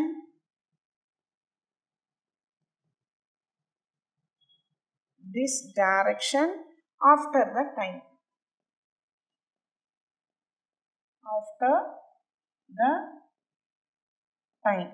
Okay. So இதை என்ன கொஷின் நல்லா அண்டர்ஸ்டாண்ட் பண்ணிக்கோங்க. At any instant the velocity of the ப்ரொஜெக்டைலோட வெலாசிட்டி யூவாக இருக்குது. அண்ட் அதே டைரக்ஷன் ஆஃப் மோஷன், அதாவது ஒரு பார்ட்டிக்கிளினுடைய வெலாசிட்டி யூ, இது வந்து ஆங்கிள் வந்து alpha. Okay, to the Harrison. Then it will be moving at a right angles to this direction after the time. ஒரு குறிப்பிட்ட டைமுக்கு அப்புறம் அதே மாதிரி ஒரு வெலாசிட்டி என்னவா மாறுது அப்படின்னா ரைட் ஆங்கிள்ஸுக்கு போகுது. அப்போது ரைட் ஆங்கிள்ஸுக்கு போனாலும் சரி, அதாவது இங்கே வந்து 90 டிகிரியை மேக் பண்ணுது. அப்போ ரைட் ஆங்கிளே போனால் கூட ஒரு குறிப்பிட்ட டைமுக்கு அப்புறம் இங்கே யூ காஸ் ஆல்ஃபாங்கிற காம்பனண்ட் அப்படியே தான் இருக்கும், யூ சைன் ஆல்ஃபாங்கிற வெர்டிக்கல் காம்பனண்ட் மட்டும்தான் மாறும். ஸோ அதுதான் கான்செப்ட்டு. அப்போது இனிஷியலாக ஃபஸ்ட்டு நம்ம கொடுக்குற வெலாசிட்டி எப்படி இருக்கும்? U cos alpha. வெலாசிட்டினாலே u cos alpha u sine ஆல்ஃபான்னு தான் பிரியும் ப்ரொஜெக்டைலை பொறுத்த வரைக்கும். அப்போது u cos alpha i vector, u sine alpha j வெக்டர்னு இருக்கும். ஆஃப்டர் டி செகண்ட்ஸ், ஒரு குறிப்பிட்ட செகண்ட்ஸுக்கு அப்புறம் it will be moving at after the time. So ஒரு டி செகண்ட்ஸுக்கு after t seconds the velocity will be u is equal to என்னவா இருக்குன்னா u cos alpha into I vector. I directionல எப்பவுமே u cos alpha தான், but u sin alphaல என்ன change நடக்குது அப்படின்னா u sin alpha minus gt. இந்த ஆக்சலரேஷனும் அந்த பர்டிகுலர் டைமில் இந்த u sin alphaல கொஞ்சம் சேஞ்சஸ் நடக்குது into j vector. Okay, so இப்போது இது ரெண்டும் என்ன மாதிரி இருக்குன்னா இந்த u ரெண்டுத்துக்குமான ஆங்கிள் வந்து 90 டிகிரியாக இருக்குது. அப்போது இந்த யூக்கும் டாட் எடுக்கிறோம், டாட் எடுக்கிறீங்க. ஸோ இது பர்பண்டிகுலர் அப்படின்னா இந்த டாட் ப்ராடக்ட் வேல்யூ என்ன ஆகுது, 0ன்னு அர்த்தமா. அப்போ ஐயோட கோஎஃபிஷியன்ட் நமக்கு என்ன ஆகும்னா 0. அப்போ u square cos square alpha plus இது ரெண்டையும் டாட் ப்ராடக்ட் பண்ணும் plus u sin alpha into u sin alpha minus gt. Okay, so இது dot product value which is equal to 0. சரிங்களா? அப்போ u square cos square alpha plus u sin ஆல்ஃபாவால் multiply பண்ணும்போது என்ன வரும், u square sine square alpha minus gt into u sin alpha which is equal to 0. Okay, so இதில் பார்த்தீங்க அப்படின்னா u square காமனாக வெளியில் எடுத்துடலாம். அப்போது sin square alpha plus cos square alpha minus gt அந்த சைடு கொண்டு போயிட்டீங்க அப்படின்னா plus gtu sin alpha. Okay, ஏன்னா மைனஸ் அந்த சைடு போகும்போது 0 ப்ளஸ் 0 கூட எது ப்ளஸ் பண்ணாலும் அந்த வேல்யூ தான். ஸோ இதனுடைய வேல்யூ 1. அப்போது u square is equal to gtu sin alpha மட்டும் நமக்கு எக்ஸிஸ்ட் ஆகும். இந்த u இதில் ஒரு u கேன்சல் பண்ணிடலாம். நமக்கு என்ன வேணும், ஆஃப்டர் த டைம் t தான் நமக்கு வேணும் இல்லைங்களா? ஸோ டீயோட வேல்யூ என்னவா இருக்கும், u பை g இந்த சைடு கொண்டு வந்துட்டிங்கன்னா g இன்ட்டு சைன் ஆல்ஃபா இந்த சைடு வரும்போது divided by sine alpha. So உங்களுக்கு ஆப்ஷன் என்ன கொடுத்துருக்காங்க அப்படின்னா ஆப்ஷன் ஏ வந்து, so option A u by g cosecant alpha, option B u by g tan alpha, option C u by g sin alpha, option D என்ன கொடுத்துருக்காங்கன்னா u by g cos alpha. So இதில் எதை நம்ம ஆப்ஷனாக choose பண்ண முடியும்னா டினாமினேட்டரில் sign alpha இருக்குது, இது நியூமரேட்டரில் இருக்க சைன் ஆல்ஃபா. அப்போ இந்த ஆப்ஷன் வராது, இதுவும் வராது. ஸோ டேன் ஆல்ஃபாங்கிறது ஆப்வியஸாக இல்லை. 1 by sin ஆல்ஃபாவோட value cosecant alpha. Okay, so question நல்லா அண்டர்ஸ்டாண்ட் பண்ணி போடுங்க. ஸோ நெக்ஸ்ட்டு ஒரு கொஷின், ஒரு ப்ராப்ளம். ஸோ அந்த ப்ராப்ளம் கண்டிப்பாக அதை பேஸ் பண்ணி நான் கொஷின்ஸ் கேட்குறதுக்கு சான்ஸ் இருக்குது. ஸோ அதுவும் ஒர்க் அவுட் பண்ணிடலாம். ஸோ ப்ராப்ளம் என்ன அப்படின்னா, a stone thrown with a velocity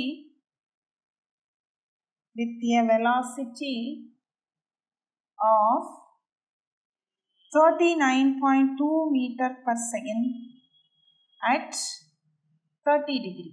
30 டிகிரியில் இது இட் இஸ் எதை வந்து எந்த கான்செப்டுக்குள்ளே வருதுன்னா ப்ரொஜெக்டைல். ஏன்னா த்ரோன் பண்ணுறேன் ஒரு பொருளை, ஒரு ஸ்டோன், ஒரு கல்லை தூக்கி வீசுகிறாங்க.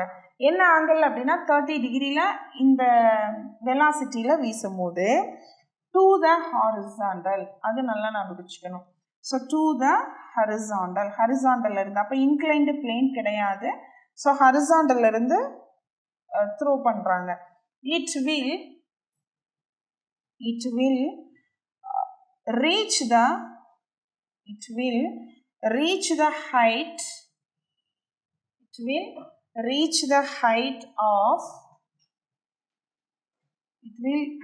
the height of 14.7 meter at the time.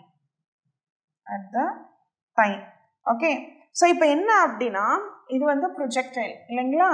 So projectile அப்படின்னா ஒரு ப்ரொஜெக்டைல் பாயிண்ட் ஏலேருந்து பி பாயிண்ட்டுக்கு ஸ்ட்ரைக் ஆகும். இதனுடைய ஆங்கிள் 30 டிகிரி. ஸோ என்ன இதில் போடுறாங்க, velocity u into sine alpha வெலாசிட்டியில் போகும் vertical component.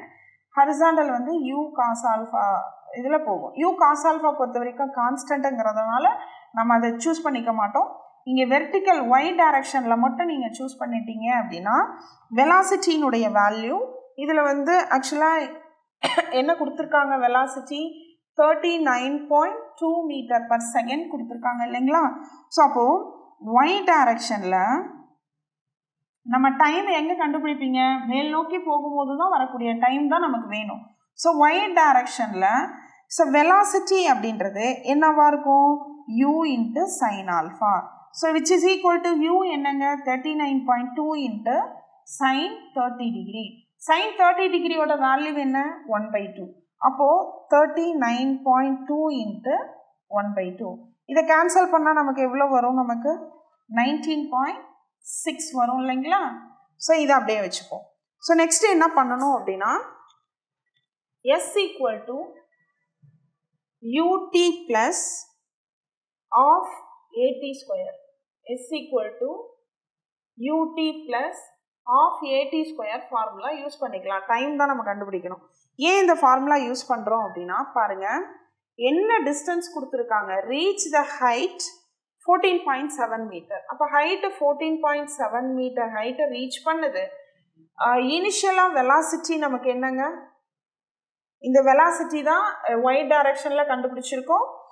19.6 into t plus 1/2 into 9.8. Acceleration for எர்த்துக்கு 9.8 into t square. Okay, so இதை கேன்சல் பண்ணால் 4.9 வரும் இல்லைங்களா? ஸோ 4.9ஆல் டிவைட் பண்ணுங்கள். அந்த ஈக்குவேஷனை டிவைடட் பை 4.9ஆல் டிவைட் பண்ணும்போது ஸோ 3 டைம்ஸ் ஆஃப் 4.9ஓட வேல்யூ தான் 14.7 which is equal to 4t plus so இங்கே 4.9னா வெறும் t ஸ்கொயர் மட்டும் வரும். சரிங்களா? ஓகே, ஸோ அப்போது இந்த ஆக்சிலரேஷன் அப்படின்றது பொருள் மேலேருந்து கீழ் நோக்கி வரும்போது ஆக்சுவலாக இந்த இடத்துல என்ன ஃபார்முலா வரணும்? மைனஸ் வரும். Acceleration is minus. ஓகேங்களா? ஸோ அப்போ இந்த சைடு வருதுன்னா t squared minus 4t plus 3 is equal to 0. So இதை சிம்பிளிஃபை பண்ணும் போது நமக்கு என்ன வரும்? 3 வரணும், பட் ஆட் பண்ணால் 4 வரணும். ஸோ -1 -3 நமக்கு எவ்வளோ? மல்டிப்ளை பண்ணால் +3, ஆட் பண்ணால் -4. அப்போது டீயோட வேல்யூ டைம் 1 அல்லது 3. 1 செகண்டாக இருக்கலாம் அல்லது 3 செகண்டாக இருக்கலாம். ஸோ நல்லா ஞாபகம் வச்சுக்கோங்க. ஏன் அந்த இடத்துல மைனஸ் மாற்றுறோம் அப்படின்னா அந்த பொருள் கீழிருந்து மேல் நோக்கி போகிற ஹைட்டு தான் 14.7 கொடுத்துருக்காங்க. அப்போது இங்கிருந்து ஒரு குறிப்பிட்ட ஹைட்டுக்கு போகிற வரைக்கும் தான் நம்ம பேசணும். இது கீழ் நோக்கி வர்றதை பற்றி நம்ம பேசலை. அப்போது கீழ் நோக்கி வரும்போது தான் ஜி வந்து +g. மேல் நோக்கி பொருள் போகிற இடம் வரைக்கும் -g சூஸ் பண்ணிக்கணும்னு சொன்னோம் இல்லைங்களா? ஸோ ஆக்சலரேஷன் வந்து -g. ஓகே, ஸோ அதை யூஸ் பண்ணி தான் அந்த மைனஸ் கான்செப்ட் வந்தது. ஸோ இதில் ஆப்ஷன் என்ன கொடுத்துருக்காங்க அப்படின்னா option A 1.55 seconds, option B 2 second, option C 2.5 second, option D 3.0 second. So time வந்து 1 செகண்டாக இருக்கலாம் அல்லது 3 செகண்டாக இருக்கலாம்னு கொடுத்தாங்க. ஆப்வியஸாக டி தான் உங்களுக்கு ஆப்ஷன். ஓகேங்களா? ஸோ இந்த ப்ராப்ளம் எப்படி போடணும்னு உங்களுக்கு புரிஞ்சிருக்கும். ஸோ கொஷினை நல்லா படிங்க. A stone thrown with a velocity of 39.2 meter per second at 30 degree. அந்த at 30 டிகிரிங்கிறது ஆல்ஃபா. இந்த 39 வெலாசிட்டி என்ன கான்செப்டில் போகுதுங்கிறத அடுத்து சொல்லியிருக்காங்க பாருங்கள். It will reach the height 14.7 metre. So 14.7 metre reach பண்ணும் போது மட்டும்தான் நம்ம இதை பேசணும். அப்படின்றதுனால தான் அந்த ஹைட் வெர்டிக்கல் மட்டும் கால்குலேட் பண்ணி அந்த டைம் t1,3 சொல்லியிருக்கோம். Okay, so next one of the question பார்க்கலாம். ஸோ மூமெண்ட் ஆஃப் இனர்ஷியா கண்டிப்பாக கேட்குறாங்க. ஸோ மூமெண்ட் ஆஃப் இனர்ஷியா அப்படிங்கிறது உங்களுக்கு ஃபார்முலா இருக்கனால நான் அதை ரீகால் பண்ணும்போது உங்களுக்கு சொல்லலை. கண்டிப்பாக மூமெண்ட் ஆஃப் இனர்ஷியா இல்லாத கொஷின் பேப்பரே கிடையாதுங்க. 2 கொஷின் கண்டிப்பாக வந்துடும். ஸோ இங்கே என்ன கொஷின் கேட்டிருக்காங்க அப்படின்னா find the moment of inertia of a circular ring of radius A about a diameter. So இதை நல்லா அண்டர்ஸ்டாண்ட் பண்ணி படிங்க.